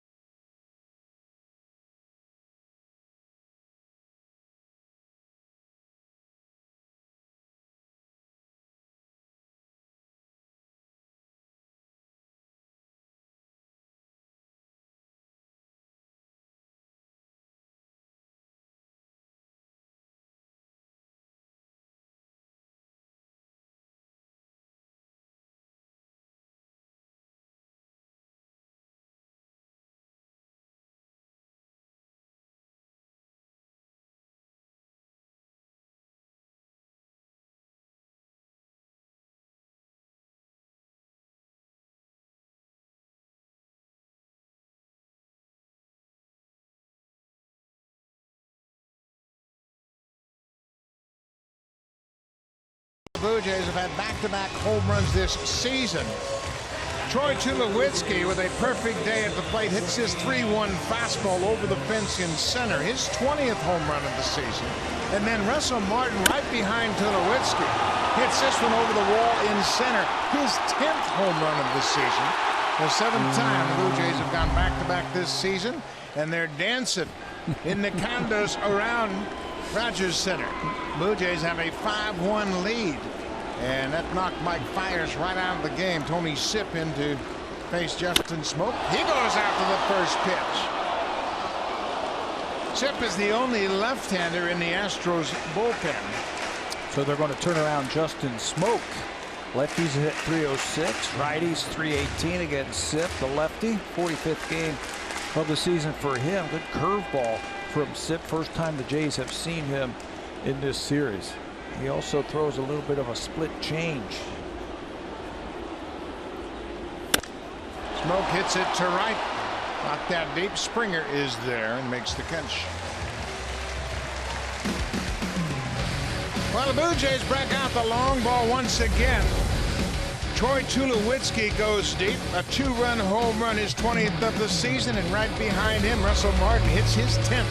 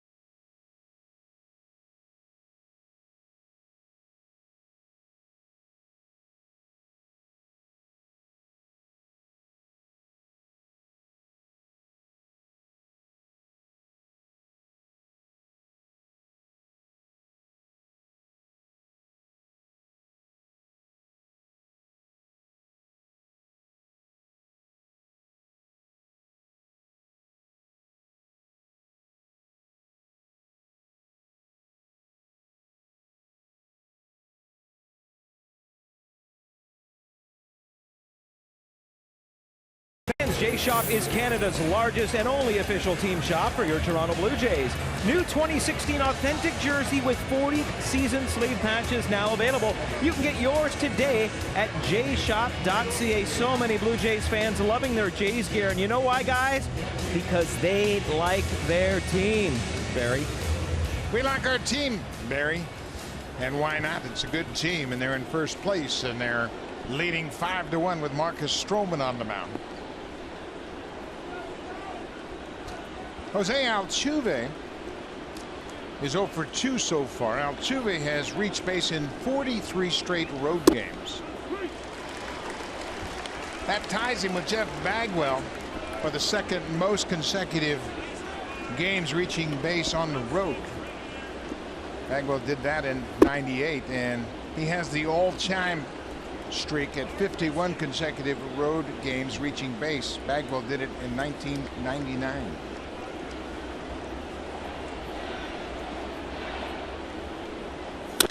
Ground ball. Donaldson gets a tricky hop, makes a nice play and a strong throw. Altuve is 0 for 3. Got to keep those guys off the bases, and Josh Donaldson did a good thing. You get down as low as you can. If you get down low, if you have time at third base, you can watch that hop. You can see where it's going to hit. Josh gets down there, picks it cleanly, throws out Altuve.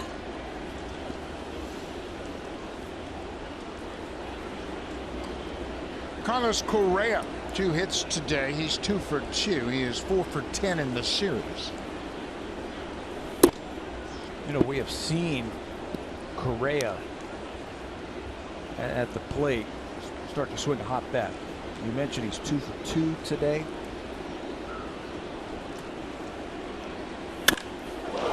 make that 3 for 3. And I noticed something about what he uses now. We've seen this around, Buck, the axe handle type of bats players are starting to use now. And what it does is it gives a little bit better grip. It's built just like one of those hand tools that you see, an axe, and it helps you to grip the bat just a little bit more. It's not really intrusive on the hands. Dustin Pedroia uses it. Carlos Correa uses it now, and he's swinging it like an axe.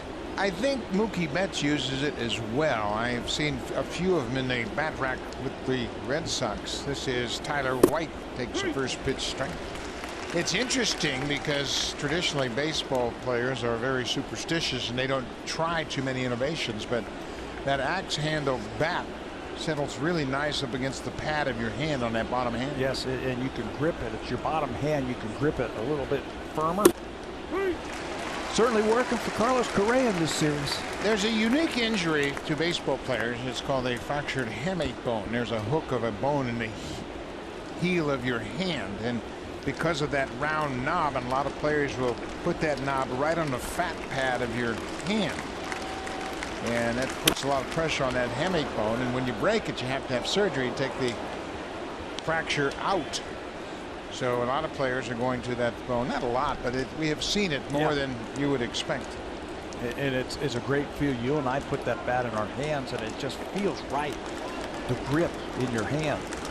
I think you're going to see more players use it. Tyler White in his second plate appearance. I've never picked up a bat that feels good in my hand, Pat. Not even a little fungo? No, nothing really. I'm okay with a glove, but that bat, it just feels awkward to me. 0-2 to Tyler White. The Blue Jays have a 5-1 lead for Marcus Stroman.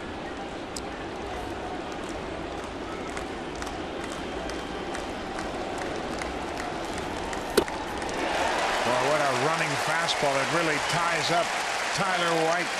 2 away. Let's check in again with Jamie Campbell. Designated hitter number 23, A.J. Reed.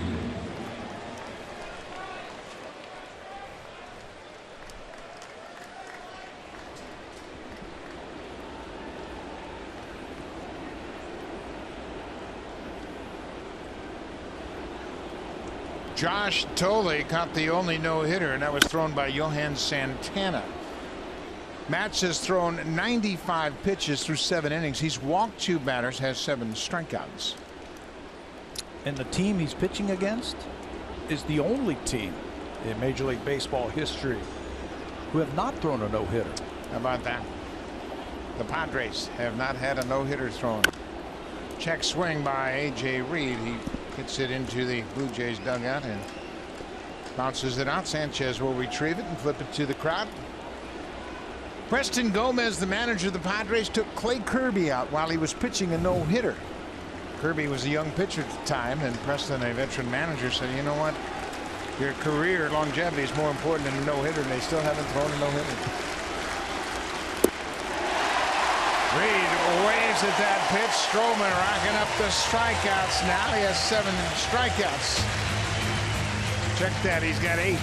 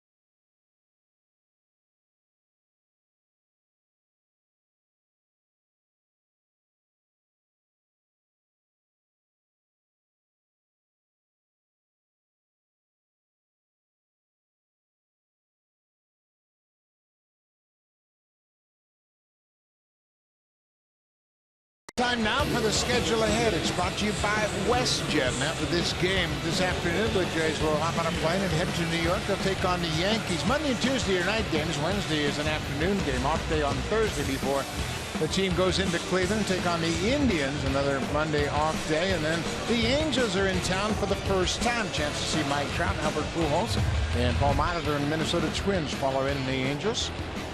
Pete Walker talking to his starter, Marcus Stroman. And Stroman, the only run he allowed, he contributed to with a throwing error. Stroman has a 5-1 lead, and Melvin Upton Jr. has a hit. He's thinking about extra bases, but Hernandez cuts it off. So Upton with his first hit, a leadoff single here in the 6th against Tony Sipp. They're playing at the pole, so he just shoots the ball the other way. He's a valuable guy for the Blue Jays. They haven't been scoring a lot of runs, but his speed adds a different dimension to this team. Well, we mentioned how important the bottom 3 spots are in this lineup. Get on base, turn the lineup over. Del Siciliani at the plate now had a huge 2-out single to drive in the second Blue Jays run. Siciliani delivered with 2 outs after Smoke and Upton both struck out.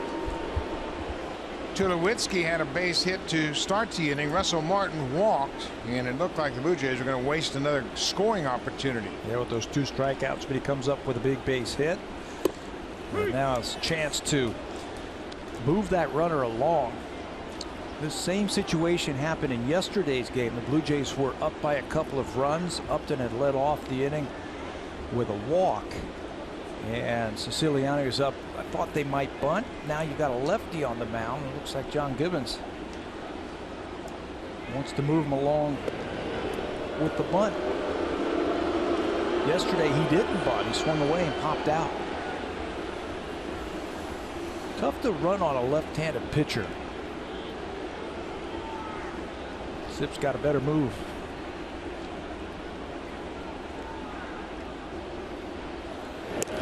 Not much of a move there. A lot of accomplished base stealers prefer to run against left-handed pitchers because they can see the pitcher. There's not a whole lot of deception there unless a pitcher has a very good move like a Mark Burley or an Andy Pettit. That's not the case with Sipp.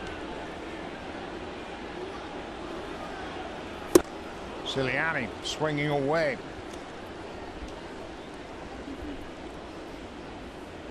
Oh, 0-2.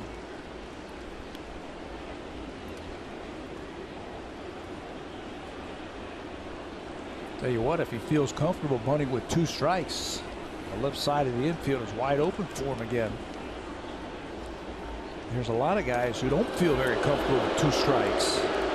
But you know what? If you were to work at it, and I know it's a challenge, but if you bunt a strike, you don't have to put a perfect bunt down. You might get a hit. You will get that guy to third base. 1-2 now to Siciliani. Number 9 hitter picked up his first RBI as a Blue Jay last time up. Darrell played in 39 games last year with the Mets. He had 3 ribbies, so he now has 4 big league RBIs. Upton going on the first move. Tough throw for White, and Upton is called out. Jeff Nelson, the second base umpire, made the call. Upton still standing at second base as if he thinks that he avoided the tag of Correa. The Blue Jays are going to have a look at him. But it is currently a caught stealing. 1-3-6. Tyler White made a heck of a play at first to catch the wide throw. He's asking where the tag is. There's the tag. And they're going to take a look at it. He goes on the first throw. What a play by White to catch it and then throw a strike to second base. What a play by Correa, who sold out and just dove back into the base path and swiped it up, and it appeared as though he tagged him before he hit the bag. Great play on both ends. One more time. Watch the shortstop reach back, catch it, dive in. Just depends on where the tag was made. When's he on the base? He's out. Yeah. It looked like he tagged him on that front leg right before he got to the bag, and Upton can't believe it. But the replay that you and I just saw looked like he got him, you know, a hair before he hit the bag.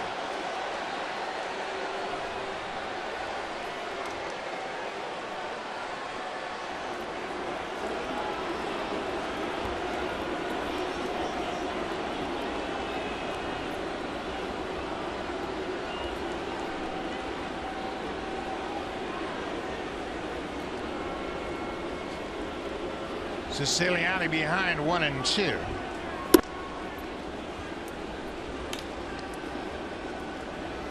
You can see Melvin still saying, I can't believe they didn't reverse that call. He goes, they didn't tag me. What a play by the Astros. On both ends, first White at first base and then the shortstop Correa. It's a bouncing ball back to the mound. Siciliani's retired, so a promising inning with the leadoff single. Now it's 2 outs and nobody on. Back to the top of the order.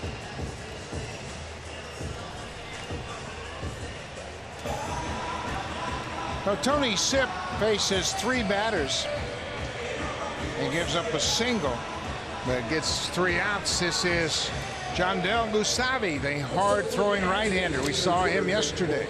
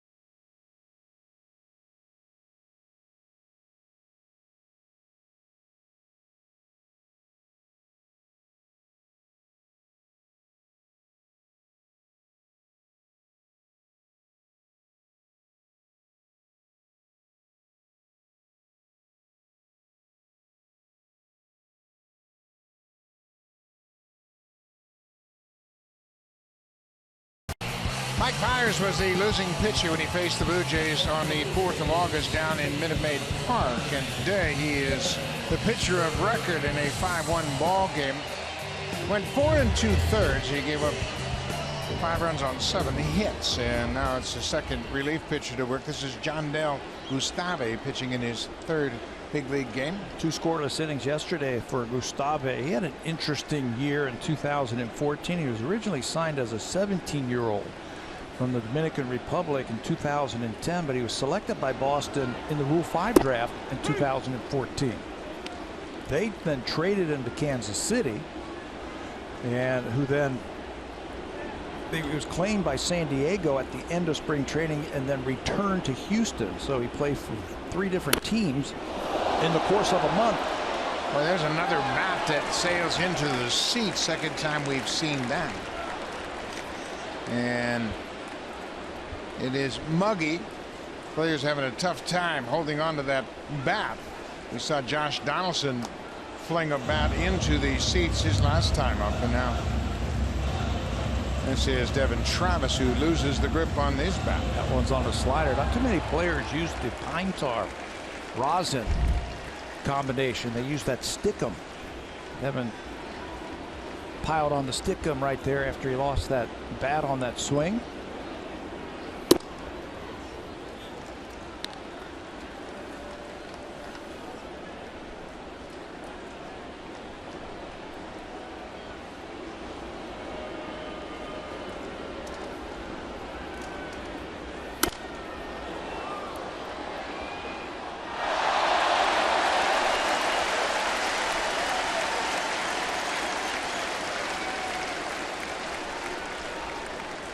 crowd reaction suggests that a fan made a pretty good play on that foul ball.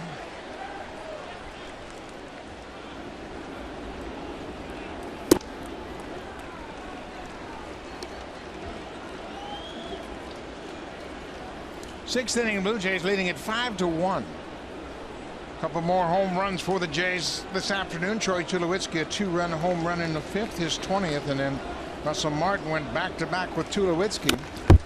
He hit his 10th. And the interesting part of that is the fact that Michael Saunders with 20 and Russell Martin with 10.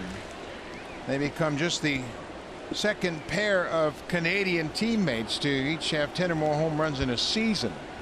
The other Canadian teammates, Corey Kosky and Justin Morneau, did it with the Twins in 2004.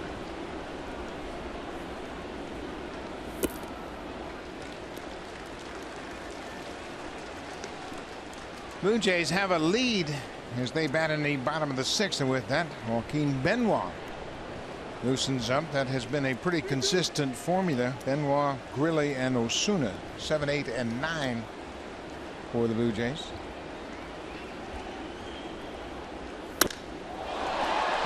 Fly ball into right center. The right fielder Springer is there. The inning is over. Gustave comes in and ends the 6th. We'll go to the 7th. The Blue Jays with a 5-1 lead.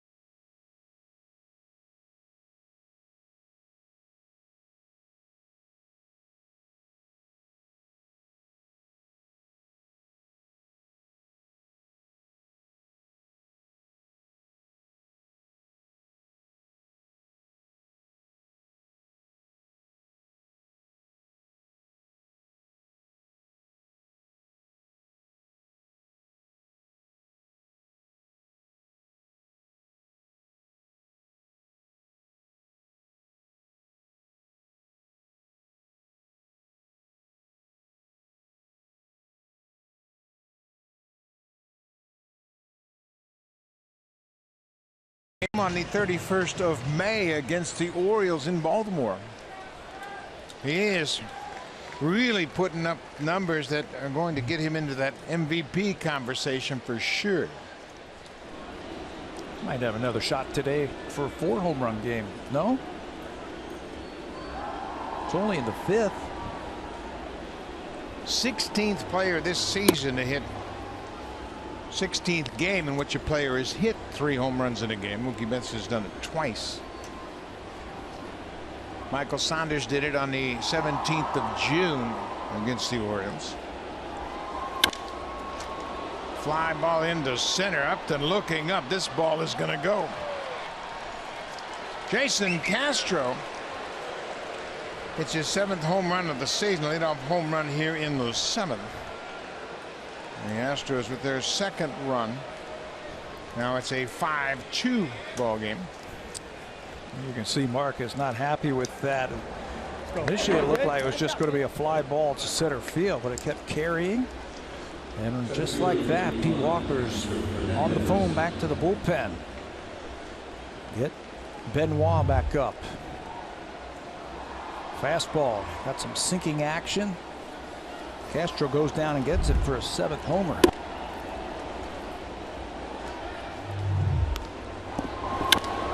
He's a good low ball hitter. Went down and got that one. His first hit in 3 at-bats. This is Teoscar Hernandez. He shows bunt, goes after it, and bunts right through it.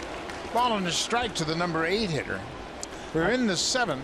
I think if you're John Gibbons, you get this part of the ball game. I think you always have to be very wary of where Altuve and Correa are coming up. They're just about ready to turn that lineup over. He needs some more zeros. There's a fly ball to right. Saunders backing up now, coming in a couple of steps. Makes the catch, 1 out. Let's check in again with Jamie Campbell.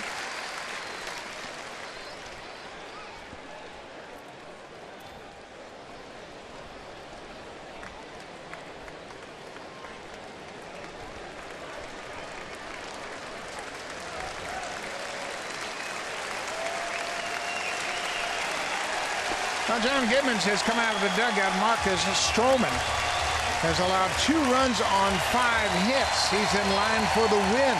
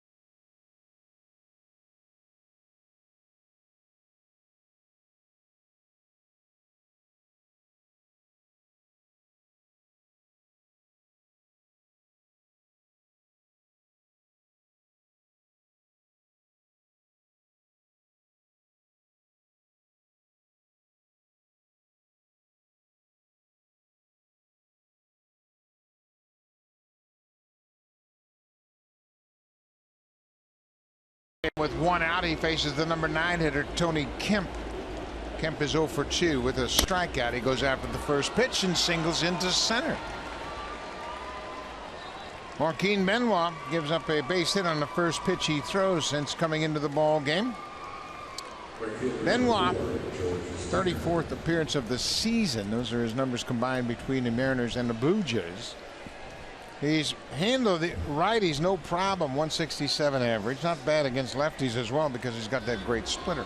Yeah, first time that the Astros have seen Benoit in this series.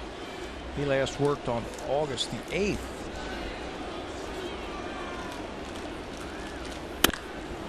Springer goes after the first pitch. Benoit's thrown 2 pitches and given up 2 hits. Marcus Stroman. He did not walk a batter this afternoon. 6 1/3, 5 hits, 2 runs, just 1 earned run, and struck out 8. So in his last 2 games against Houston, he has 21 strikeouts. 21 strikeouts. Just that 1 earned run, that home run by Jason Castro here, part of his 94 pitches. Boy, just like that, 2 quick pitches, 2 base hits, and tying run comes to the plate. Just 1 out. Alex Bregman 0 for 3, reached on an error in the 3rd inning.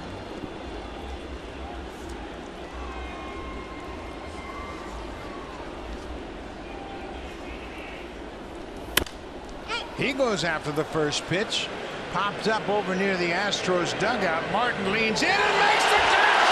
Oh, what an effort by Russell Martin, leaning up against Reyes stretched his glove into the Astros dugout and makes the catch. Oh my, what a play by Russell Martin. The fans are going to give him a standing ovation after that play. How do you stop a rally? You make a great defensive play. He had the defensive play of the game yesterday, throwing out Altuve, and now they need an out right here. He's going to give up his body, throws the helmet down, and watch this, full extension, and stays on his feet. Great concentration by Martin. Took his mask off, flipped his helmet off, and got to the railing and leaned in to make a terrific catch. Jose Altuve 0 for 3 so far. He goes after the first pitch. They got a scouting report on Benoit. Throws a lot of fastballs, but Russell Martin, one more time, watch him right up against the railing. All the way out, it just settles nicely into his glove. That is a big out. Those are the kind of plays that just shut down rallies. And the fans acknowledged him with a standing ovation. Altuve has not reached base today. He's 0 for 3, a couple of groundouts and a flyout. 2 outs. Pops it back. Benoit and Grilli both become veteran relievers. They'll come into a ball game, and even though they might give up base hits, they never get rattled. There's always something going on in their mind. Okay, they've done this. Now I've got to counteract it. Well, if you've got that splitter, now's the time to throw the good one right here. He hasn't shown it to Altuve yet.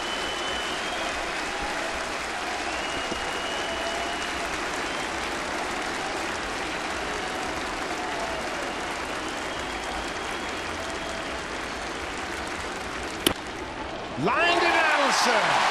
Altuve is 0 for 4, and Benoit closes out the Astros in the 7th. Good pitching, good defense.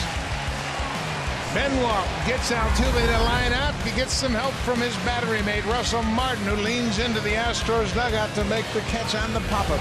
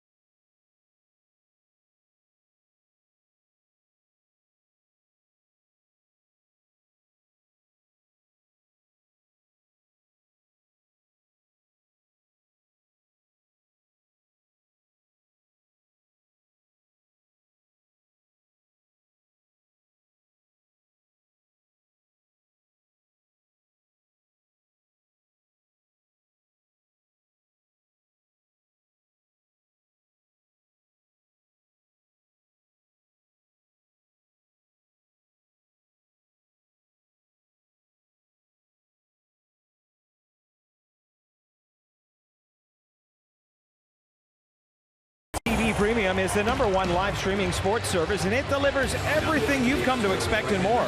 Watch every out-of-market game live in true HD on over 400 supported devices. Includes a free subscription to @Bat Premium, the #1 app for live baseball. Blackout and other restrictions apply. Visit MLB.tv for details. Now we'll get you back to Buck and Pat. Thank you, Barry. New pitcher in for the Astros is Luke Gregerson, who just come off the disabled list. Gregerson for the season made his 45th appearance. He had a left oblique strain that put him on the disabled list on August the 2nd. You're right, he just came off on Friday. The veteran has been a closer, and manager A.J. Hinch has said, you know, I don't want to put him in a closing situation the first game he comes back off the disabled list. And this is it right here. Sinker slider, that's what you're going to get from the veteran.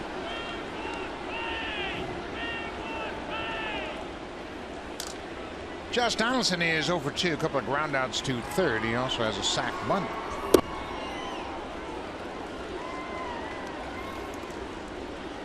Gregerson, the 4th Astros pitcher to work this afternoon. Mike Fiers started. Tony Sipp, John Del Gustave, now Luke Gregerson.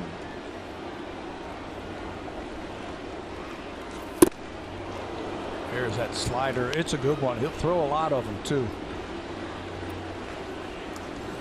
A.J. Hinch's quote was, "I probably won't put Gregerson back in there in the first outing off the DL, but I may put him out there in the second once we get him a game first time in a couple of weeks." Donaldson checks his swing. It's a full count. They have gone through 3 different closers already this year. And remember, the guy who has been anointed the closer as of now is not even here. Ken Giles is going to miss this series. Giles is currently on the paternity list. 3-2 pitch to Donaldson. Popped it up on the infield. Third baseman Bregman on the dirt makes the catch. 1 away. This copyrighted telecast is presented by authority of Rogers Blue Jays Baseball Partnership and may not be reproduced or retransmitted in any form. And the accounts and descriptions of this game may not be disseminated without the express written consent of Rogers Blue Jays Baseball Partnership. The great pitchers of the 40 years of Blue Jays baseball came out to celebrate. And what a picture that is. The current pitchers with the alumni pitchers. A terrific celebration before the game. Roy Halladay, Dave, Steve, Pat Henkin. I liked your quote. If I had that pitching staff, I think I'd want to manage again. Who wouldn't, right? Pretty good starting staff, and you can forget about closing or scoring against Timlin, Ward, and Hinkie, huh? Done. Over.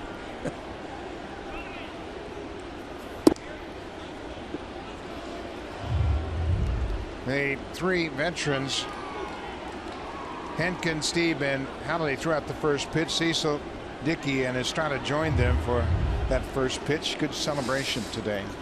I'd love to see the players of today recognizing the players from before. Knowing who they are, the stature that they have, and the status and what they have done for this organization. It's always fun.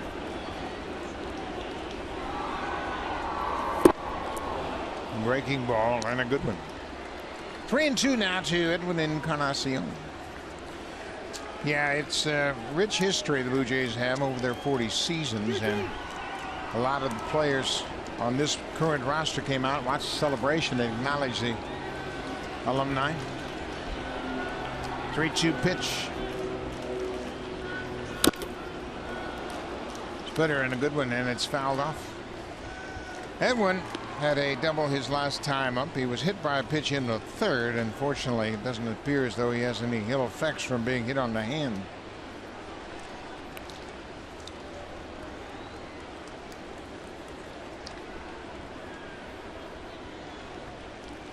Edwin hit his 300th career home run here on Friday night. That's significant because Jose Bautista hit his 300th career home run 10 days earlier on August 2nd against the Astros down in Houston.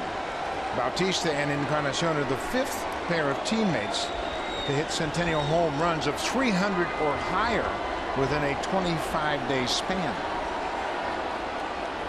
That group includes Eddie Matthews and Hank Aaron. There's another one. Way back and down. Home run number 33. That ties him with Mark Trumbo for the lead in the American League. I think that hand is okay. That's what you always worry about when a big slugger gets hit in the hand area. Does he still have the strength? And Edwin answers that. How about that for plate coverage? Slider down and away, and he just lines it out of here. Second home run of the series, his 33rd of the season. He is now tied with Mark Trumbo atop the American League lead in home runs. A 2-for-3 afternoon with a double and a home run.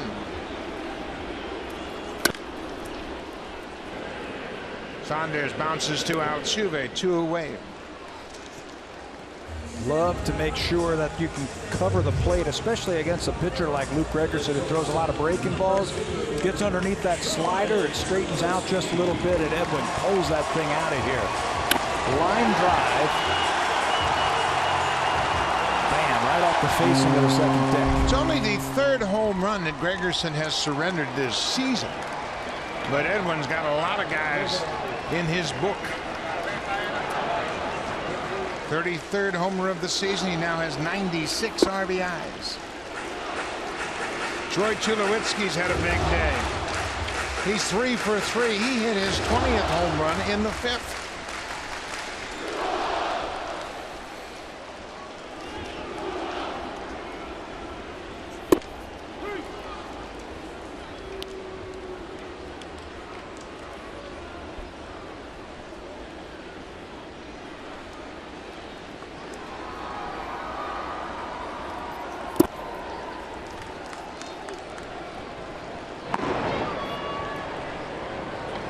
Joe Biagini and Jason Grilli throwing for the Blue Jays.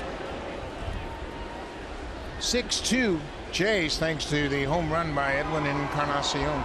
3rd home run the Blue Jays have hit this afternoon.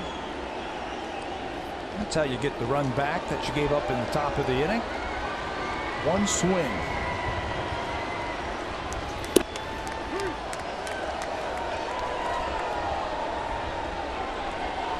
With that home run, Edwin Encarnacion has now hit more home runs than anybody since 2012.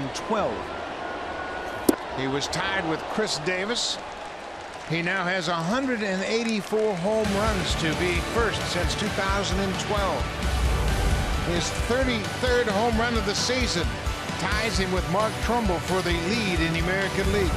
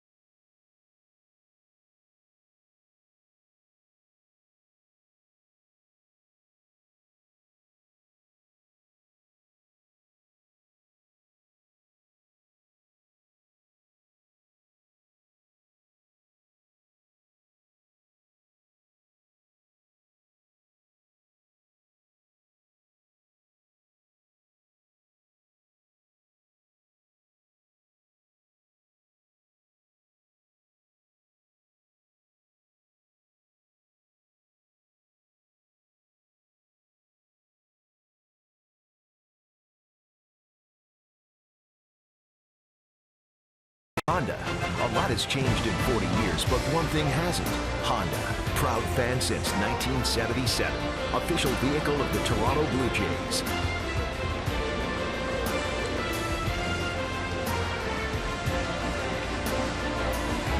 New pitcher into the ball game to start the 8th inning is the big right-hander Jason Grilli, and what a addition he has been to this Blue Jays bullpen. He has taken over in the 8th inning, and he is on here to face Carlos Correa. Pitched in yesterday's ball game, struck out the side in the 8th inning. 3 strikeouts for Grilli. Another defensive change for the Blue Jays. Junior Lake takes over defensively in right field for Michael Saunders. It's a 6-2 ball game. The Blue Jays took 2 of 3 from Tampa Bay, trying to do the same against Houston.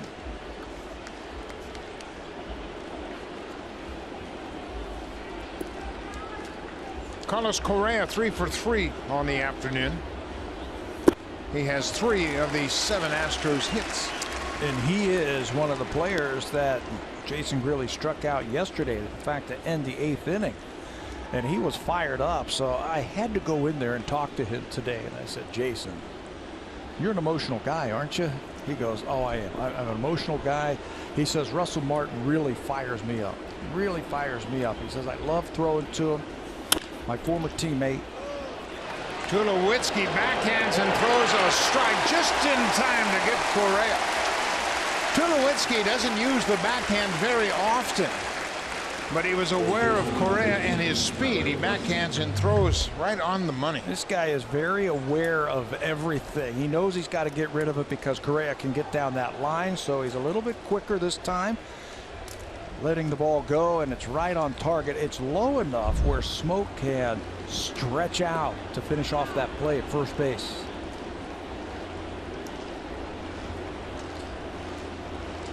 Tyler White entered the game after Marwin Gonzalez had to leave the game after being hit by a pitch. White pops it up a mile high. Donaldson into foul territory. Shattered by Tulowitzki, and there are 2 quick outs for Grilli. Jason Grilli, since June the 1st, that's right around the time that the Blue Jays picked him up from Atlanta.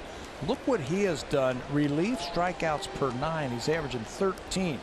He has come in, he has thrown tons of strikes, he's used his breaking ball. In fact, Grilli has struck out at least 1 batter in 22 of his 24 games with the Blue Jays.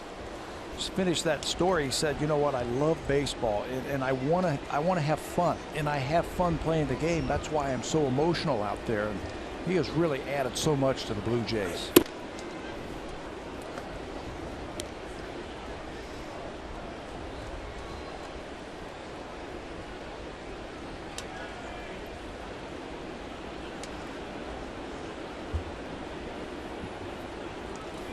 A.J. Reed. A couple of strikeouts today for Reed. He's late on that fastball. Michael Feliz, big right-hander, is loosening up for the Astros. Astros have an off day tomorrow, so it looks like A.J. Hinch wants to get some work in his bullpen.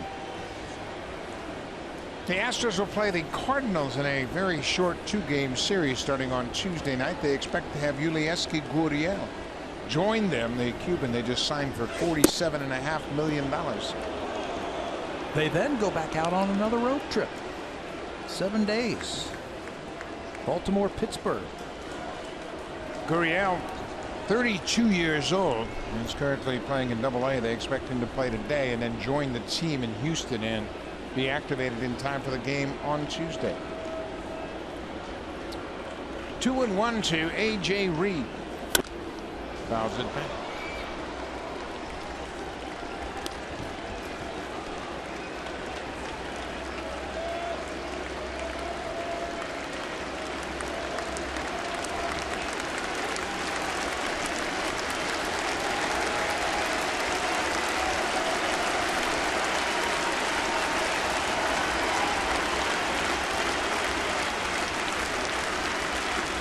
Blue Jays have struck out 8 Astros.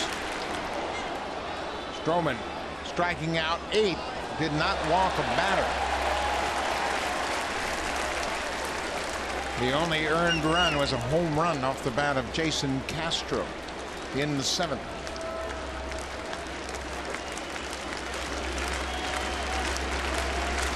Stroman in line for his 9th win.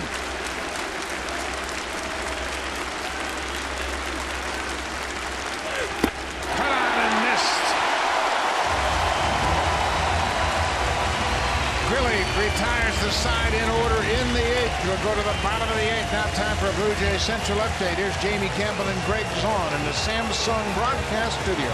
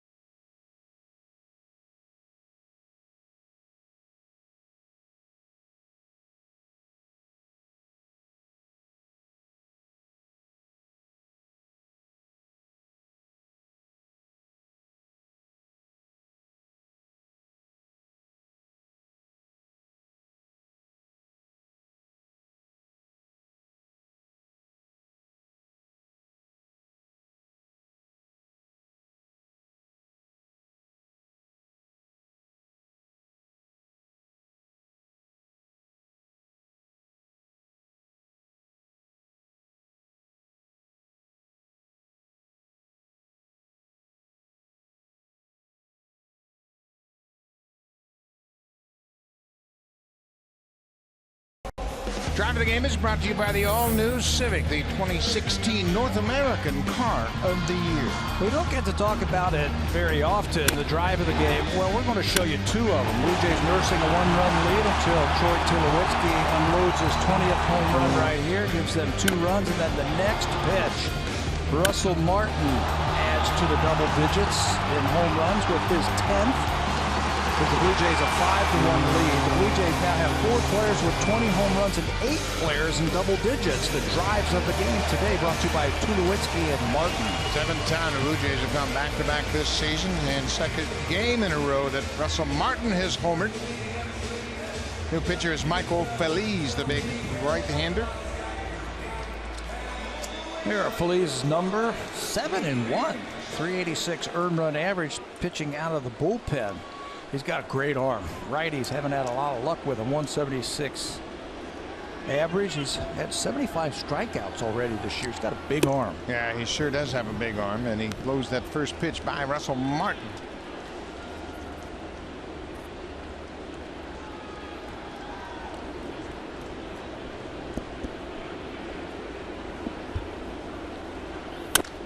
Russell pulls one through the left side for a base hit. His second hit of the afternoon. He's 2 for 3 with a walk.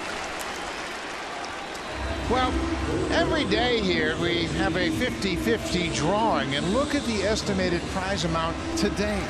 $100,000. We got a 50-50. We got to check the numbers. How are we doing? We got the numbers? I don't know. I don't think we're doing that good. Scotty? Where are they? But another great crowd on hand, and they have helped out the Jays Care Foundation. That 50-50 draw is a spectacular opportunity to join in for a good cause and walk out with a boatload of money. Somebody's got to win. Our numbers are in the trash. Does that mean anything? Yes, it does. We don't have a chance. No. We get to hang with them. We got to wait a whole week before we can participate again.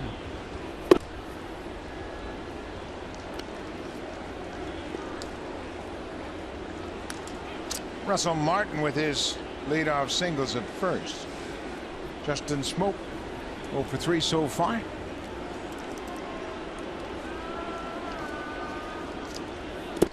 You mentioned the Blue Jays and their 420 home run hitters. They also have 8 hitters that have had double-digit home runs. Smoke has 13.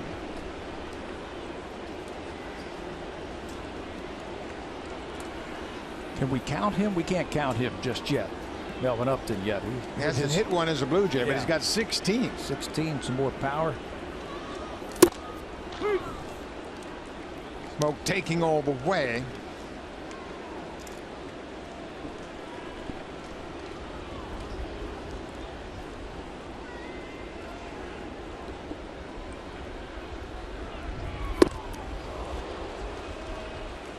Three and 2 now.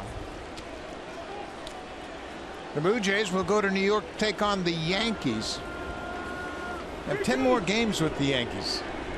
They are 7-2 so far this season against New York. I don't know what to expect. No, I don't either. With totally different makeup of their roster. All young players. Smoke walks. Phillies with a single and a walk to start the 8th.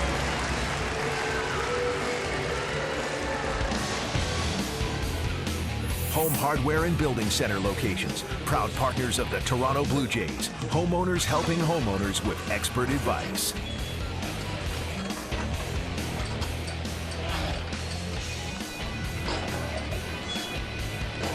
If you can't be at the ballpark, how about a nice little tour around Lake Ontario? Great afternoon for that.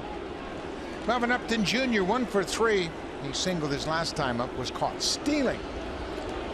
Tony Sipp was on the mound, left-hander in the first move.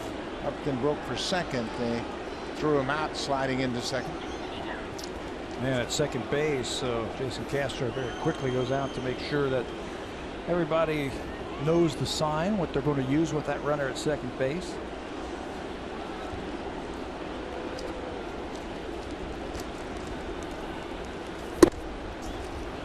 We mentioned the 50-50 draw, over $100,000 because of the great crowd on hand. 47,261 another sellout. 28 sellouts for the Blue Jays so far this season. Tell you, that puts them, they are leading the American League. You can't find a seat here this afternoon. They had 47,505 yesterday, 46,000 on Friday night. Got to go back a long way to find a crowd under 40,000. That puts them over 2.5 million. They've got the highest average per home attendance in the American League. The Blue Jays have not drawn 3 million since 1993. And they're going to pass the 3 million mark.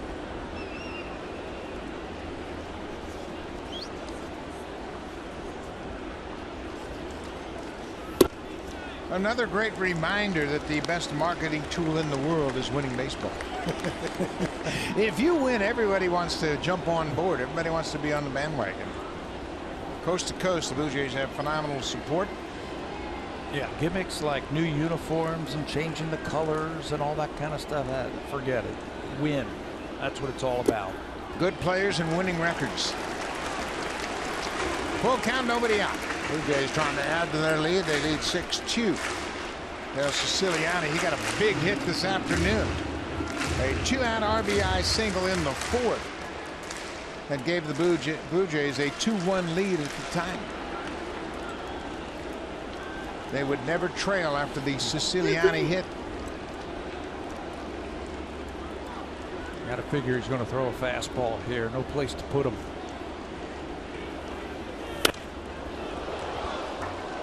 Got to gear up. This guy's got a great fastball. Start that swing a little early.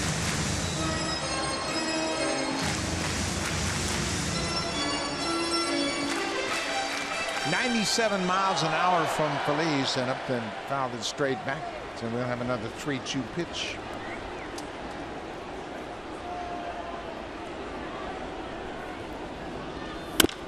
Ground ball, base hit through the left side. Russell Martin's getting the wave. Here's the throw from Sip. It's offline, and Upton has an RBI. B.J. Upton, his second hit of the afternoon, drives home Russell Martin. That's how you battle. He blew him a couple of fastballs by him. He got behind 0-2. He battled back, got that count to 3-2, and then started that swing a little bit earlier. Timed that fastball out beautifully. Grounded it into left field. Watch how he gets the leg up, down, enough back speed to get it into the outfield, and the Blue Jays aggressively run on Tony Kemp, who's throwing way off line. That makes it 7-2. Upton picks up his second RBI since joining the Blue Jays. And you know what? You kind of discount the role of the third base coach, Louis Rivera. But BJ, he's still BJ in my mind. He was BJ a lot longer than he was Melvin. So Melvin gets his second RBI, and Louis Rivera knows what it means to a player to get into the act. So he said, all right, let's score Martin and get Melvin another RBI. Good job by Rivera.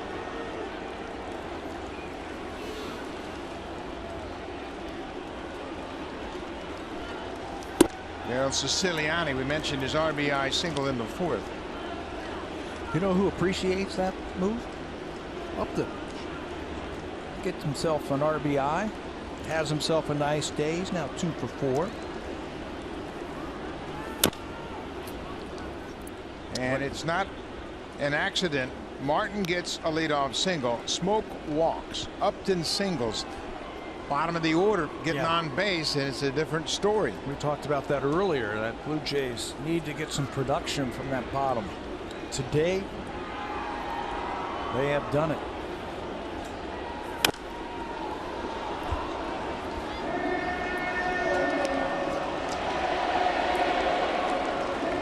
The Blue Jays trying to go 5-2 against Houston for the season.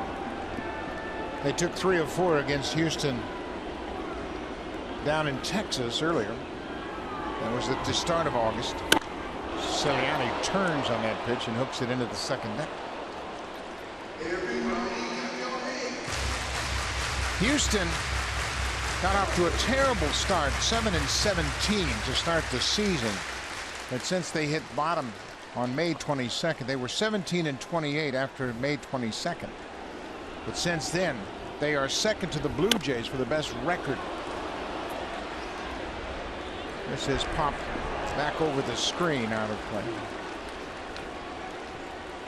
Yeah, tough to stumble out of the gate like that and then make your way back, especially when you're in the division with Texas Rangers, who are playing great baseball, and Seattle, who's hot. Since the 23rd of May, Toronto coming into this game 44-27. Houston right behind them 44-28, just a half game back. So these two teams have played very well since the end of May. Siciliani with a 1-2 count. He strikes out. That's the first out from the bottom of the 8th. Second baseman, number 29.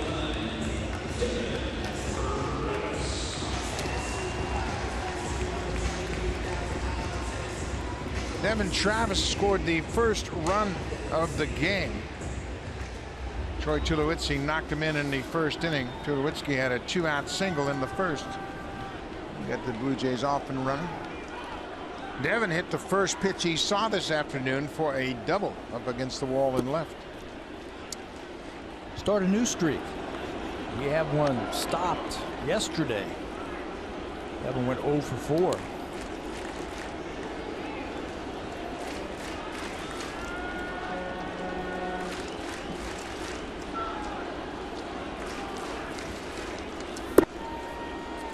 Two and 0.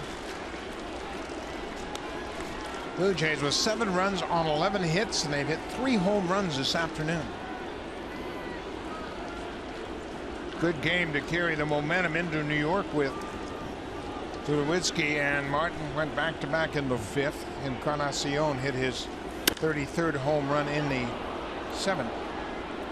Yeah, because like we were saying last inning, you're just not sure what New York is going to bring. They got so many young kids. They could fire you up, or you just don't know what to expect from them. The Yankees have not yet announced their starting pitcher for the first game tomorrow night. It'll be R.A. Dickey for the Blue Jays, and I think that might be an advantage for the Jays to have the knuckleballer open up against that young lineup of the Yankees. A lot of guys have never seen a knuckleball before. Yeah, you just don't see a knuckleball down in the minor leagues. And R.A., with all of his experience, will be going up against that roster tomorrow, that lineup with all the young kids in it. The Yankees are getting hammered this afternoon in New York, 12-3 at the hands of the Rays.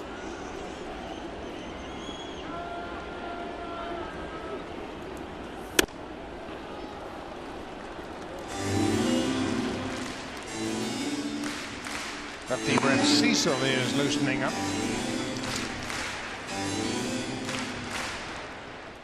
Cecil has appeared in 2 games so far in the first 5 games of this 6-game homestand. Worked a total of an inning and 2/3 and not give up a hit in his 2 games. How about this battle? Devin Travis is thrown up there against the hard thrower. Down off that breaking ball. He's already broken his bat 1 time. Well, we talk about the youngsters in New York for the Yankees. Aaron Judge has hit a home run again today, so he's homered in both of his first 2 big league games.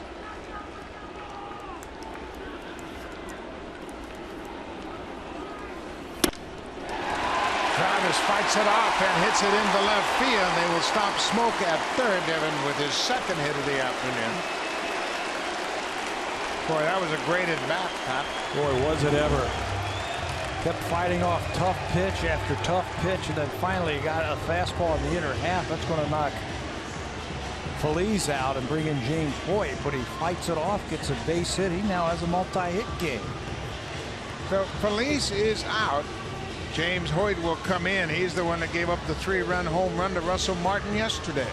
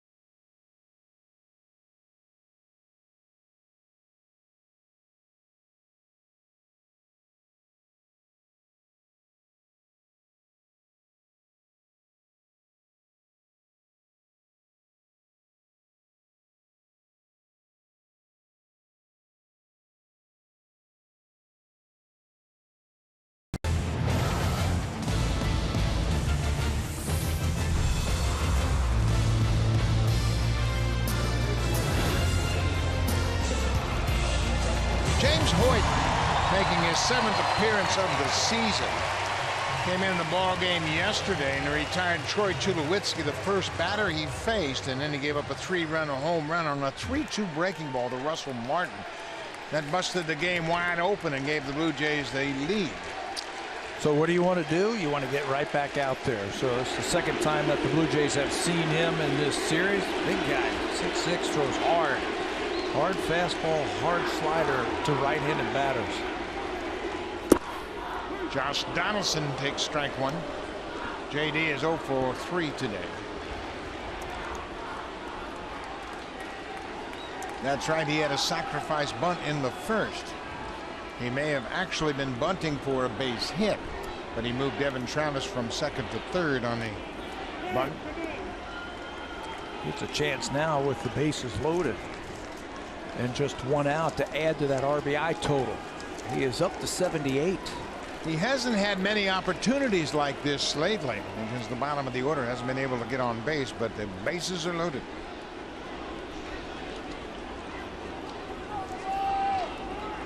Donaldson has 2 grand slams this season. The only 2 grand slams the Blue Jays have hit. Ball on a strike to Donaldson.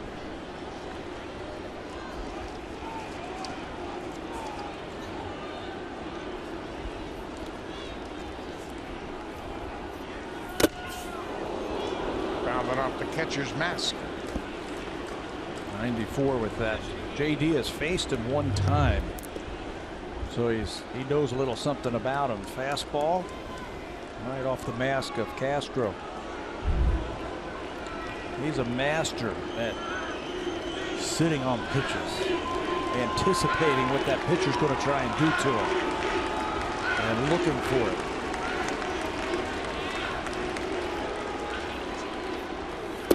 Breaking ball, he lays off. Josh is 5 for 24 on this homestand. He has a double and a home run. As we mentioned, he just hasn't had many run-producing opportunities lately. But the bases are loaded for him here in the 8th.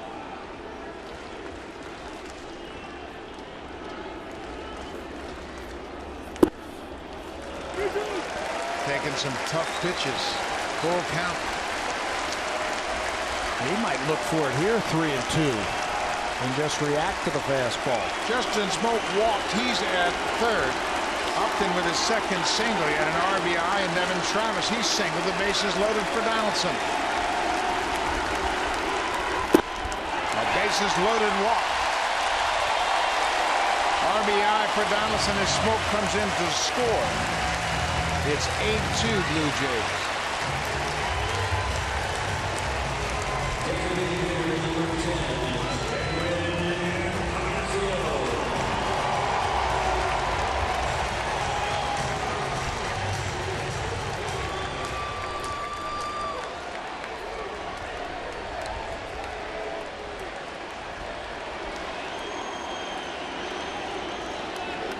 Edwin Encarnacion homered his last time up.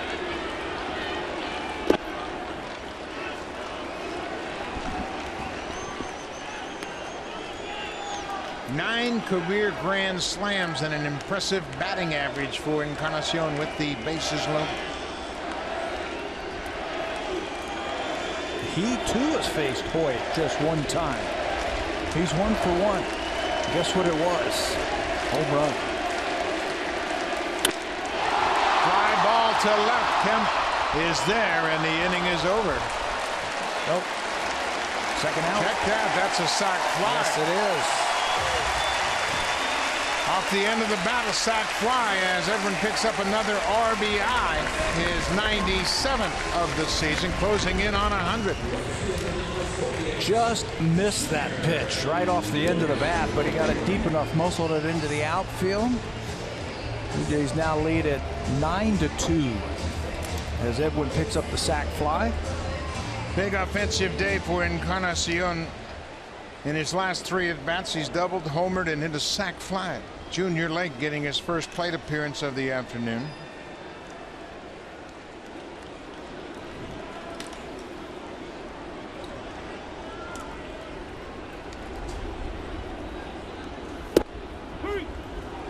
Travis at second, Donaldson at first.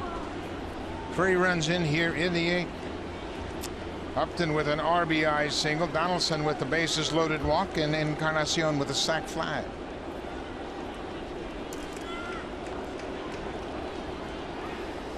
A little bit more breathing room for the Blue Jays heading into the 9th inning. And with that, Ryan Tepera is up and throwing.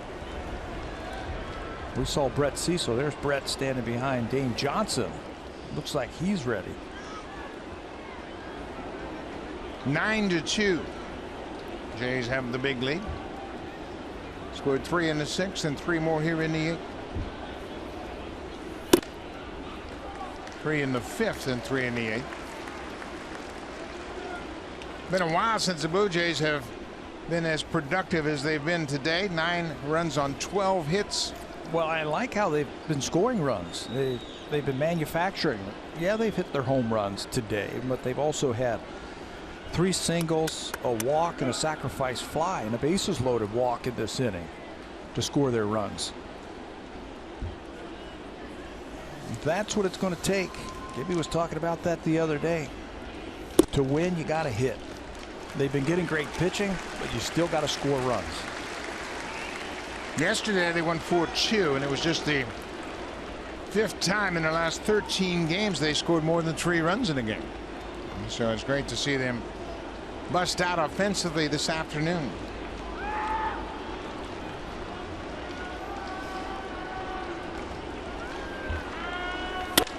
Blake hits it up the middle. Altuve is there, and that's the force out at second, so the inning is over. But the Blue Jays tack on 3 runs in the 8th. We'll go to the 9th. It's 9-2 Jays, and Brett Cecil is coming into the game.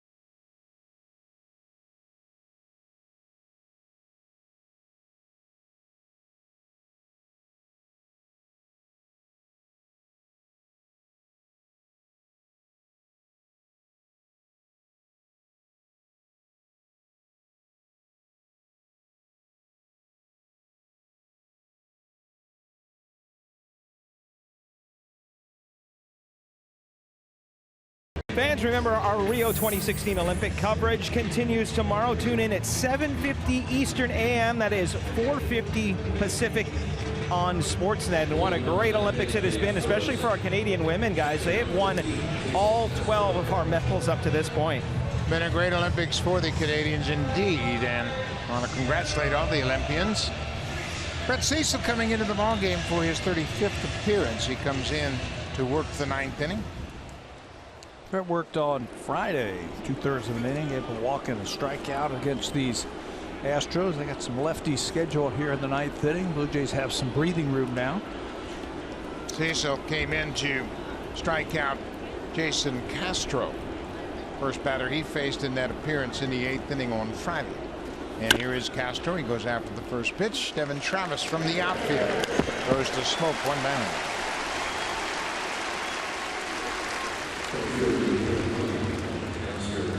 I think Brett's going to be a very, very valuable pitcher coming out of that bullpen, especially in the month of September. Remember Brett last year, from June on, he didn't give up a run. I mean, he was outstanding, and unfortunately got hurt in the ALDS versus Texas. But I think he's going to be very valuable. Lefty in September when you go back into the American League East. Need him to use that big curveball again. He can neutralize right-handed bats just as equally as he does lefties. He is really tough when he gets that breaking ball over. He had a sore shoulder that pushed him onto the disabled list early in the season, but he appears to be strong right now. This is Teoscar Hernandez, the center fielder. He's 1 for 3. He had a swinging bunt back in the second. That contributing to the first run for the Astros as they tied it up 1-1 in the second. They don't even waste pitches here. Just go right after him. First time that Hernandez has seen Brett. Don't even waste a pitch. And he didn't. 2 up, 2 down for Brett Cecil here in the ninth. We want to remind you there's more baseball on now. The Orioles are in San Francisco playing the Giants. It's on Sportsnet 360 now.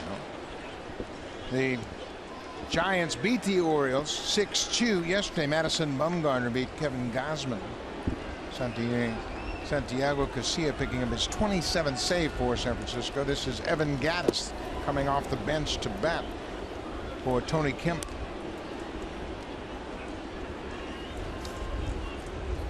Gattis was 0 for 4 in yesterday's game, but he had a 4-hit game. He was 4 for 5 on Friday night with a pair of doubles. His second 4-hit game of the season.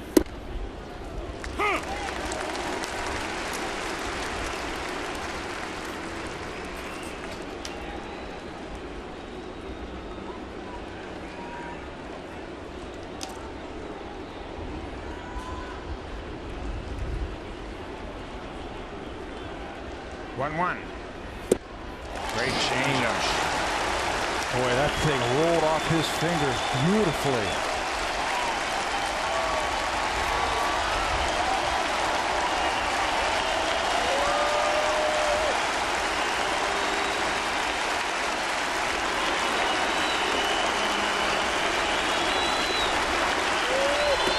Bounced in the dirt.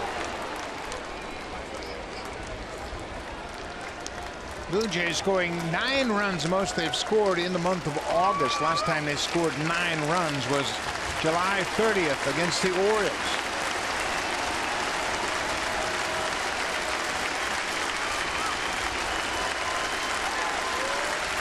Got it. Ball game. Cecil strikes out Gattis to end the game.